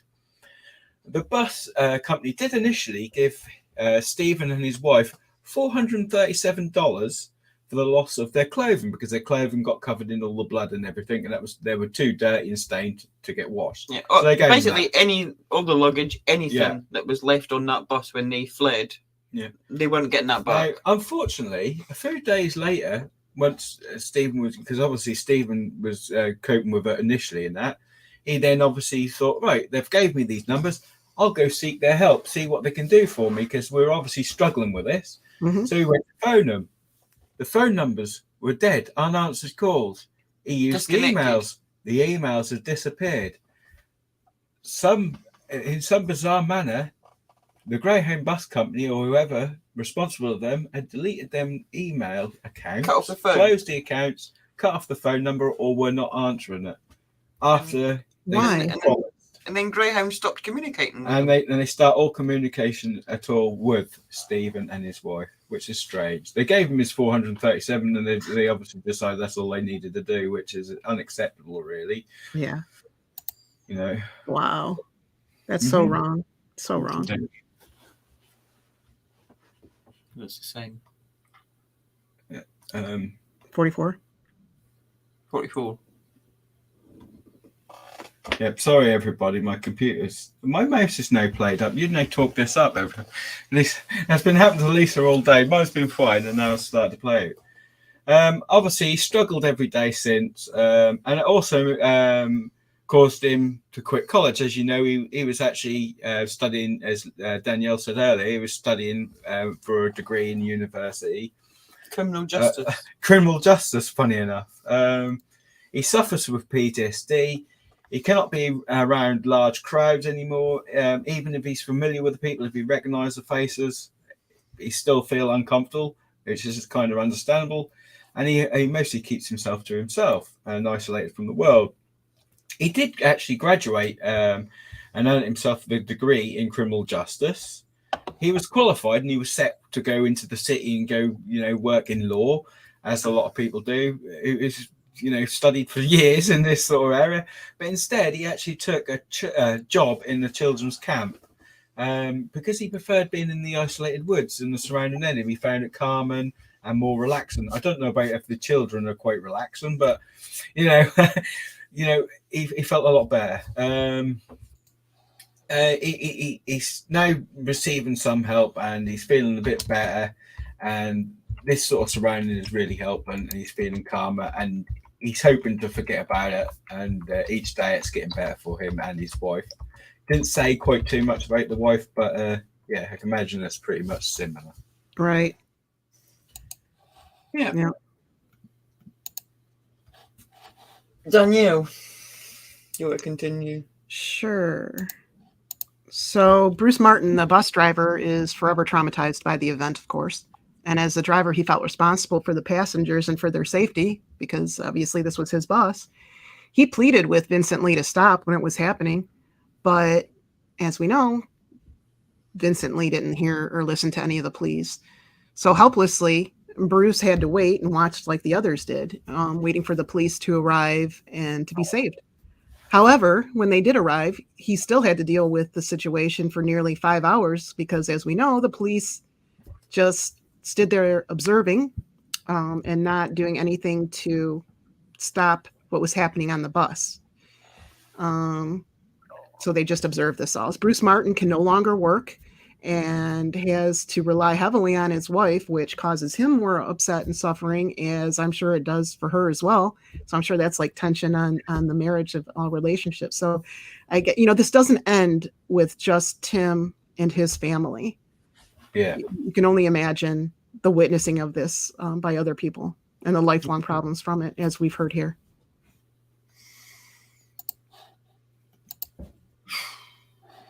No, you're right, Bob. You couldn't forget it. No, you couldn't. No. It's a terrible thing. It's a terrible thing. Yeah. Mm-hmm. I'm completely confused now. I've done all the order wrong. Yeah. Well, I think. Who's it supposed to be on this one?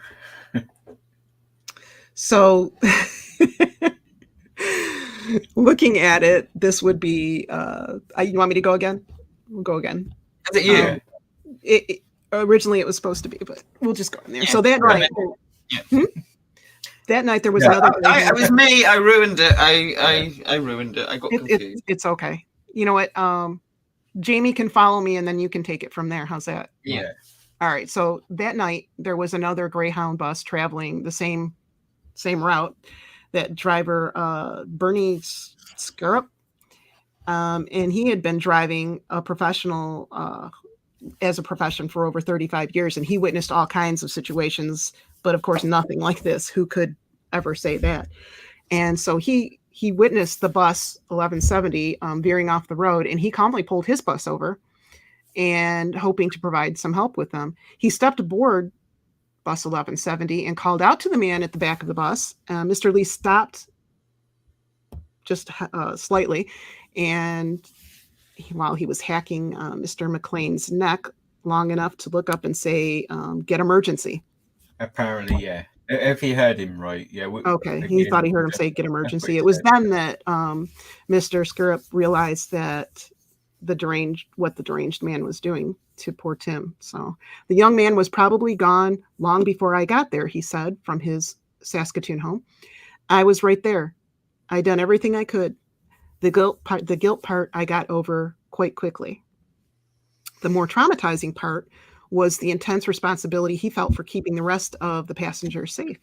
And at one point he had to open the engine compartment, and this is what we were talking about, making the vehicle incapacitated, to disable the bus so that Mr. Lee couldn't escape and drive away. So, quote, with all the confusion and trying to contain everybody in one area, it was stressful. It was one of those things you have to do in the line of duty, end quote. He tried to get over the whole ordeal himself. I don't know how you could get over that, but you probably could never get over it. You just got to learn to. But it was obviously too much for him to get over, and his wife helped him seek help to get help. And after taking many sessions with a therapist, Bernie is managing life a bit better. He's driving once again, but only empty buses. And at first I'm thinking, empty buses? How do you drive empty buses? But I think as Jamie had brought up that, getting them back to the depot or what have you. Yeah. Parking up the buses for the next lot and maybe like training people. Yeah. He claims he's no longer the man that he once was, obviously, and usually finds himself breaking into sweats if he has to go public or be with the public transport or in crowds, which that's like generalized anxiety. Yeah. Exactly. It makes complete sense. Yeah.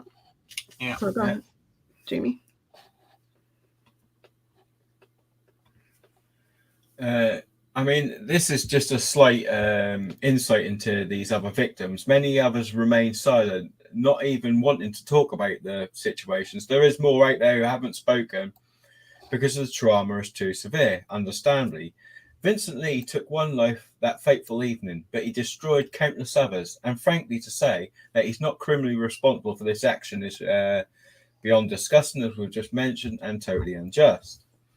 We have heard about Tim's father, who is relentless in seeking justice for his son, his family, and the others that were present that night. Unfortunately, it has ruined his life, his marriage also. According to his ex-wife, Carol, what she said in an interview that we watched, he too apparently turned to alcohol. This is not surprising at all, considering the circumstances. Yeah, I cannot imagine how horrific all this must have been and continues to be for all of them. Yeah, how could you live knowing? Yeah.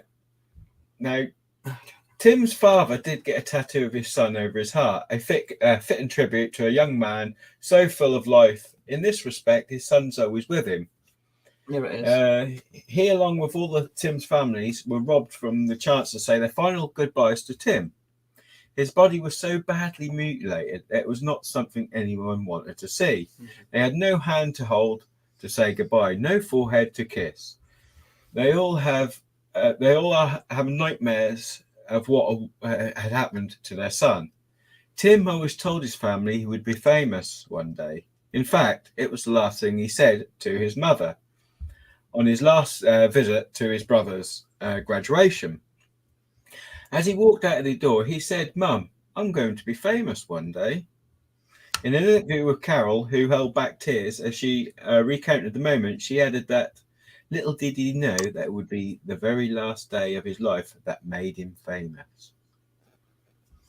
That's So, so sad. Yeah. There's like so much left that there's no closure on this for any of them. The injustice, the fact that they couldn't. They didn't get the closure by getting to say goodbye to him, and just a simple thing like being able to hold his hand in the morgue or at the funeral parlour or kiss his forehead. They didn't get And that. They couldn't get that because he was so Well, badly. take my word for it, and from personal experience, although I didn't lose my husband in a way so gruesome as this, you can't say enough about being able to be near or touch the person that. It's closure. You know. It's like closure. Yeah. They didn't get that. They didn't get that because that was taken away from him by what was done to his body, and it was taken away from them because they never, to this day, they have never been given justice. Nobody has been held responsible. Apparently, Vince Lee, Will Baker, whatever his name is, didn't commit a crime, but that doesn't make Tim McLean any less dead. No. And there's been a lot of arguments online about this. There's two sides. There's the side that are like me. I'm not going to speak for everybody else. I would assume that Danielle and Jamie spoke to them, feel that justice wasn't served here, and this man should have been held responsible for his crimes. And then there is the camp that think, well, no, because he's ill. He's ill. Yeah, well, as I said earlier, not everybody that's got a mental illness goes out and does the kind of thing that Vince Lee did. Right. I would argue, and this might be what's the word I need? I've lost the word. Controversial. This might be a controversial opinion. I don't care. I would argue that anybody that goes out and does something like this or murders people is slightly crazy, but it doesn't mean that they're not responsible. You'd have to have some form of mental illness to do certain things, and a lot of them do. I think at the very least, we would all agree that there should be continuous monitoring because, as mentioned, schizophrenia is not something that is curable. It's manageable with proper care and medication and therapy, but to just let this person just go, it's not, justice isn't served to anyone for this. Yeah. So I would argue that anybody that does the kind of thing that Vince did, or serial killers, or like they're a little bit, they've got to be a little bit crazy. You're not signed to do these kind of things. Yeah. So to me, in my mind, people that do this sort of thing, they're all crazy. They've all got mental health problems, but not everybody with mental health problems do this kind of thing. Yeah. It's a minority, but they do exist. And I've made a list of some examples of certain people and what they did and what the outcome was, if they were responsible, how they were held responsible, etc. Just to compare and contrast. And if you think about these people that I'm now going to talk about, think about if these people had been arrested after their crimes and been treated like Vince Lee was treated and were given continual freedom over a period of less than 8 years and were now out and about in the world with their own decisions, whether they wanted to treat whatever was wrong with them in the first place that caused them to allegedly do this thing. That's a whole other argument. Just think about that as I go over this little list that I've made. If these people were not guilty, had no criminal record, and were living in your area, not held accountable, would you be happy? Yeah. So first up, these people have got diagnoses exactly the same as Vincent Lee of schizophrenia. I've got a couple with schizophrenia, then I've got a couple that have got other mental health diagnoses, but I'm going to start off with schizophrenia because that is what is the diagnosis of the perpetrator of the crime, even though he wasn't found guilty in this case. So first up, and I do believe we've got a picture, is this fella. David Berkowitz, the son of Sam. He killed 6 people in the 1970s, claiming that his neighbour's dog told him to do it. Now, it wasn't. He was not claiming it was God. He was saying it was the dog next door, but he still was hearing voices that told him to do it. So there's a correlation to today's case. He was diagnosed with paranoid schizophrenia, yet 3 separate mental health examinations deemed him competent to stand trial. He was subsequently found guilty and sentenced to 25 years to life in prison, not a hospital, in prison, for each murder to be served consecutively. His guilty plea, because he pled guilty, made him eligible for parole after just 25 years, and to this day he continues to have parole hearings, and thankfully he's denied parole, because you don't want the son of Sam walking around. Not now, and definitely not 8 years later. Mm-hmm. Next up, and it should be on the next slide, isn't it? Yeah, we've got Ed Gein, the Butcher of Plainfield, the gruesome inspiration for fiction's Norman Bates, Buffalo Bill out of the Silence of the Lambs movie, and Leatherface. He murdered and mutilated his victims, often keeping grisly trophies. The correlation there, because obviously Vince Lee tried to keep certain trophies that was found in his pocket, and that's all I'm going to say. He too was diagnosed with schizophrenia. He was later found not guilty by reason of insanity. However, and this is where the difference comes in, he was ordered by the judge to be committed to the Central State Hospital for the Criminally Insane, where he spent the rest of his life. Where, quite frankly, he belonged, but he was hospitalized for the rest of his life. Absolutely.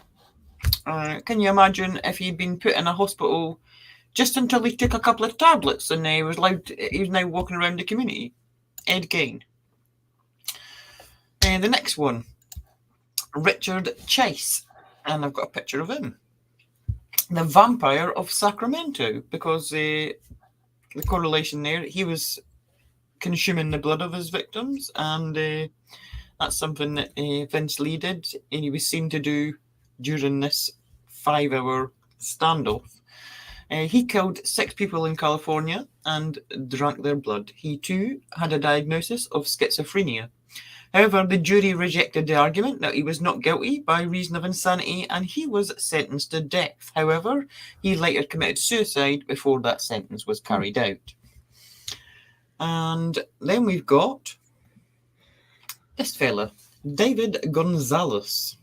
He killed 4 people in 2004. This is from the UK, this one, and claimed he'd been inspired by the movie A Nightmare on Elm Street. He tried to claim that he was not guilty by reason of insanity, although this was rejected. He was given 6 life sentences, and the trial judge recommended that he should never be released. He committed suicide in Broadmoor Hospital in 2007. So he was hospitalised, and the judge wanted him in there for the rest of his life, and he probably would have remained there. Mm-hmm. And that is the same mental health diagnosis, but there's a couple of other ones that I want to just go across, because I want you just to imagine if these people were treated the same way as Vincent Lee. What would have happened? I think already that's highlighting the fact that at least Canada's got something a bit wrong here. What would have happened if these people had been given the same punishment? It wasn't a punishment, no, they didn't want to call it a punishment. It was a treatment, the same treatment. To help them. Right, so other mental health diagnoses. Next up, Irene Wuornos, the woman who inspired the 2003 movie Monster, starring Charlize Theron, confessed to 7 murders in Florida, and I've added her to this. She was diagnosed with an antisocial personality disorder. She was assessed using the psychopathy checklist, where she scored 32 out of 40. Now, the cutoff is apparently 30, so if you score over 30, then you're a psychopath. She was sentenced to death for her crimes. And the reason I've added her is because of this. So in 2001, a petition to the Florida State Supreme Court, she stated her intention to dismiss her legal counsel and terminate all pending appeals. This is what she said. "I killed those men," she wrote, "robbed them cold as ice, and I'd do it again too. There's no chance in keeping me alive or anything, because I'd kill again. I have hate crawling through my system. I am so sick of hearing this she's crazy stuff. I've been evaluated so many times. I'm competent, sane, and I'm trying to tell the truth. I'm one who seriously hates human life and would kill again. So that's from her own mouth. If she'd been let out, she's telling you she would do it again. And she knows. So she's saying that she's aware. She's aware. She's perfectly aware. So while her attorneys argued that she was not mentally competent to make such a request, she insisted that she knew what she was doing. Okay. And a court-appointed panel of psychologists, not just one, a whole panel, agreed with her. And her execution by lethal injection took place on October 9th, 2002. So next up, Jeffrey Dahmer. Just think, what if Jeffrey Dahmer had been treated the same way as Vince Lee? Mm-hmm. So, also known as the Milwaukee Cannibal, he killed 17 boys and men between 1978 and 1991. Dahmer had multiple diagnoses, including necrophilia, BPD, which is borderline personality disorder, schizotypal personality disorder, alcohol dependence, and a psychotic disorder. Yet a jury still found him to be criminally responsible for his actions, and he was sentenced to life in prison plus 10 years for the first 2 counts. The remaining 13 counts carried a mandatory sentence of life in prison plus 70 years. Now, this is where this gets interesting. This is why I added, not only because of his own mental health history and diagnosis, an inmate at the prison that Jeffrey Dahmer was being held at was a man called Christopher Schiver. He was serving a life sentence for a murder he himself had committed in 1990. In November 1994, he bludgeoned Jeffrey Dahmer and a fellow inmate by the name of Jesse Anderson to death with a metal bar. He then returned to his cell and informed a prison guard, now listen, God told me to do it. Jesse Anderson and Jeffrey Dahmer are dead. There's a correlation.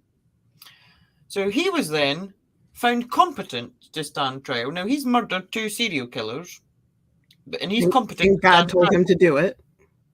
God told him to do it. He did it.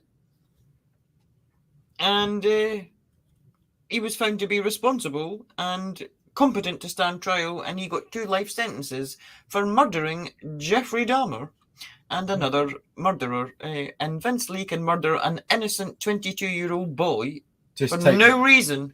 Yeah. And he's not responsible. Just a couple more here.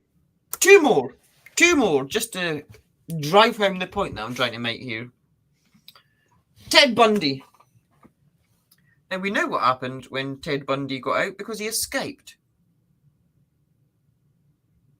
And he did it again. But Ted Bundy, an infamous killer and necrophile, confessed to 30 murders in the 1970s. Everybody knows who Ted Bundy is. How could you not? He received a mental health evaluation whilst he was on trial for the Florida murders. In fact, he was actually interviewed by Harvey Cleckley, who is considered to be the father of psychopathy.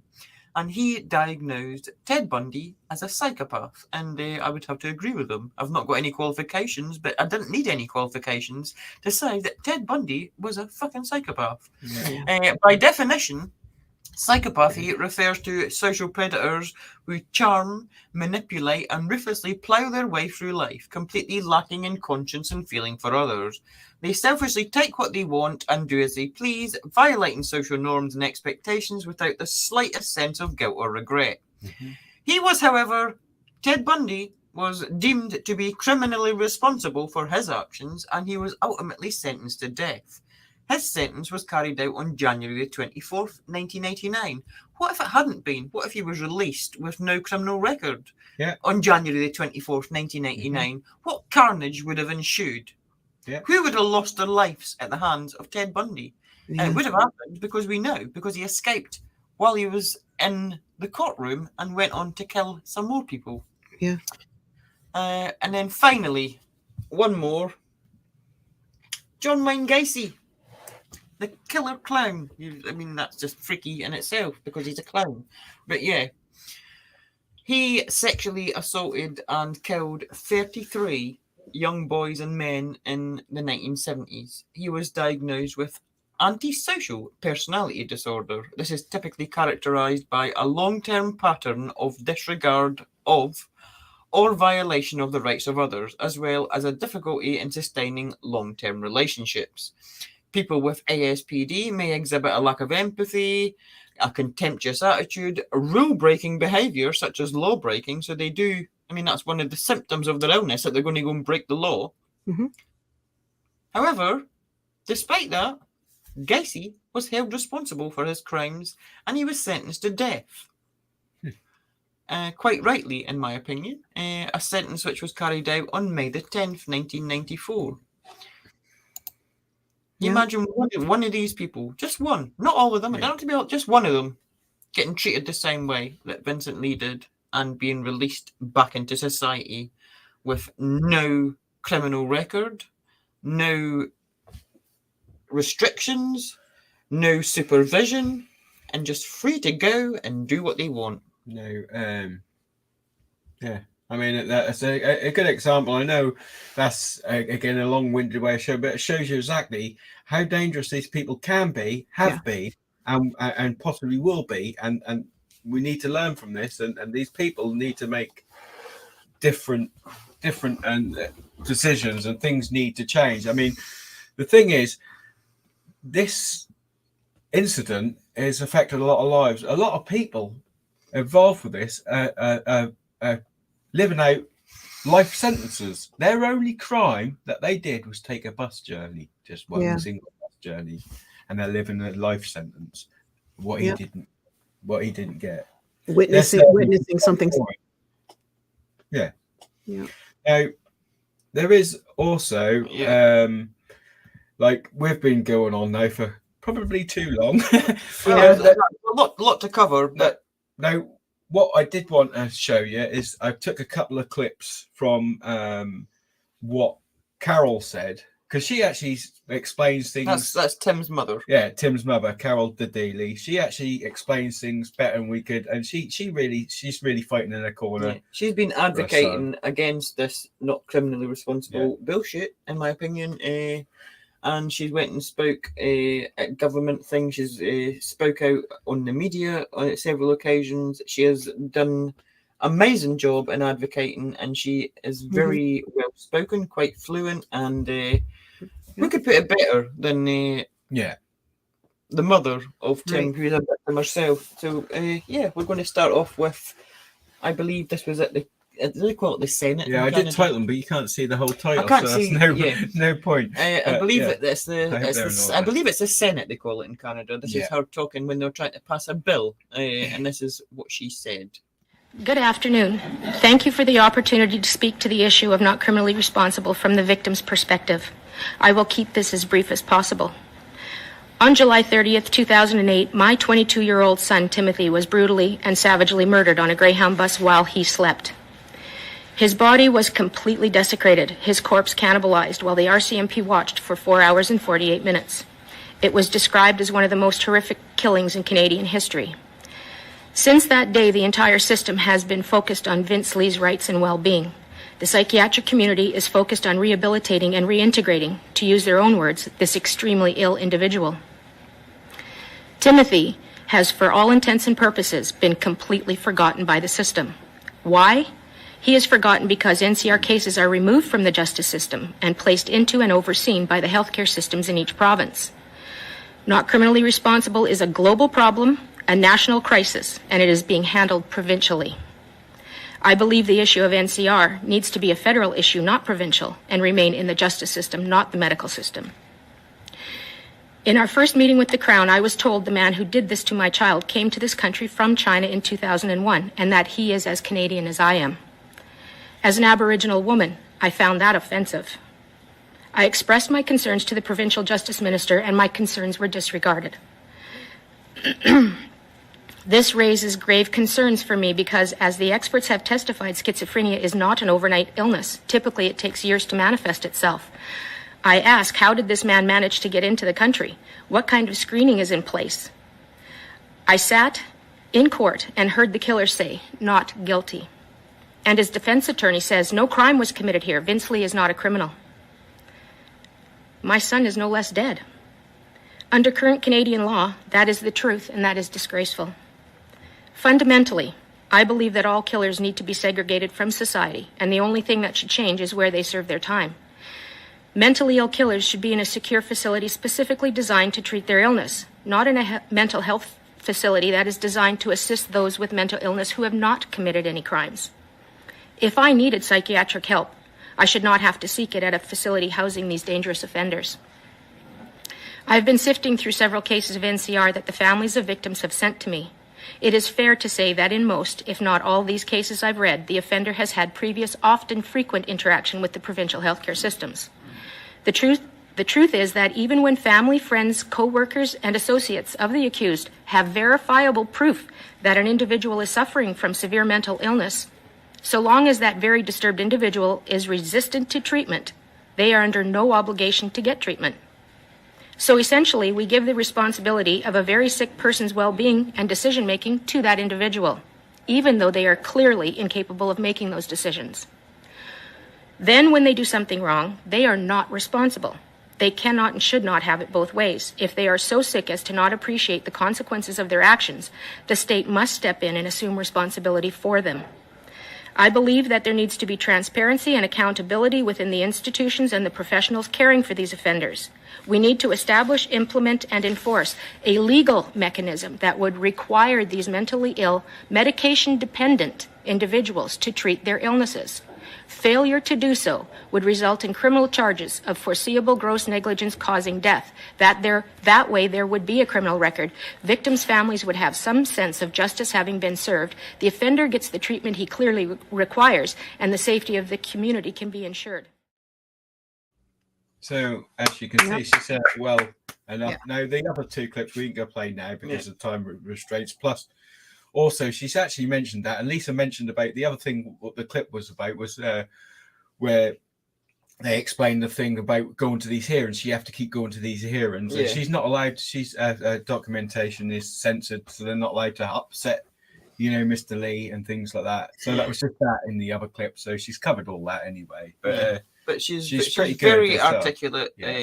She makes every single point she makes is a valid point, and it's a question that needs to be answered, and it's something that needs to be resolved, because this is not just a problem that begins and ends with the case of Tim McLean. There are multiple people in Canada, especially that have been found. God bless her. God bless her. I hope she remains vocal.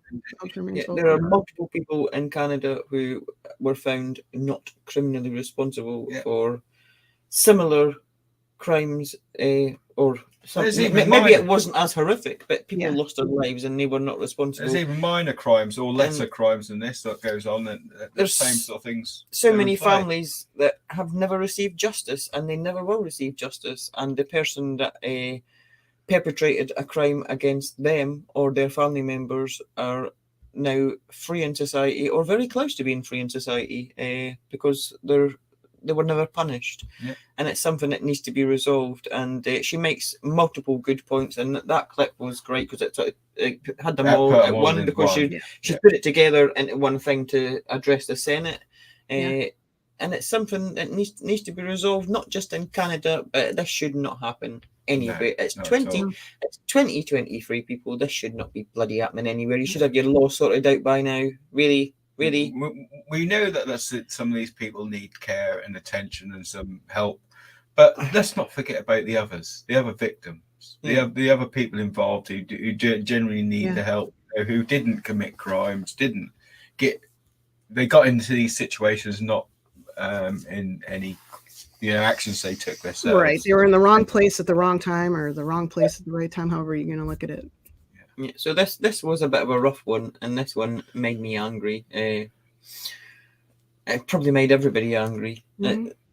It couldn't not make you angry, because the extent of what was done, and then the injustice afterwards. We The see, way that it was handled, the delays in telling the family. yeah. It's just the police just standing there for 5 hours, and then the perpetrator not being responsible. Well, we see all these sort of like light sentences, and we complain. You know, we've seen this so far, week after week. We've gone. That's no justice hasn't been done. You know, they've only got this amount and that long amount of time. This person really got nothing, really. Yeah. Not nothing. So They feel got free to leave a comment. Yeah. On the video, letting us know what you think. What do you think? Do you think he was criminally responsible? Do you think that was acceptable? Do you think I'm wrong? You're allowed to think I'm wrong. Do you think that it was his illness and he wasn't responsible and he's been treated and it's going to be all fine now? Yeah. Let us know. Yeah, let us know. Let us give us some feedback. And don't forget, please, to like and subscribe. Share the video and our other videos that we have on our channel here. Yeah. And we will be back next week with a mystery history. I'm not going to give it too much away. You have to tune in and find out. Yeah. And that's all we've got time for. I do apologise. This was a tough one. It was a tough one to research. It was a tough one to deliver, and it was probably a very tough one to hear. But Tim's story needed to be heard so that this never happens again. This should never have happened in the first place, and it most certainly should never happen again. I'd like to thank you all for watching, and we will. When will we see them, Danielle? We will see you next Tuesday. I just love making Danielle say "see you next Tuesday." I can't help it. I can't help it.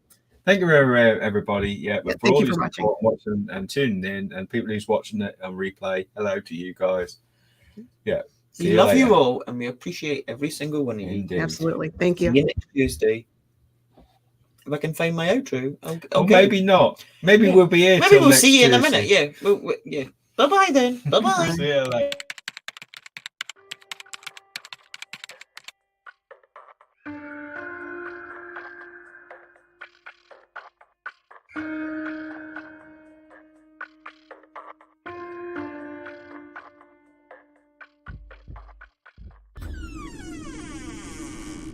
Curious Casefiles.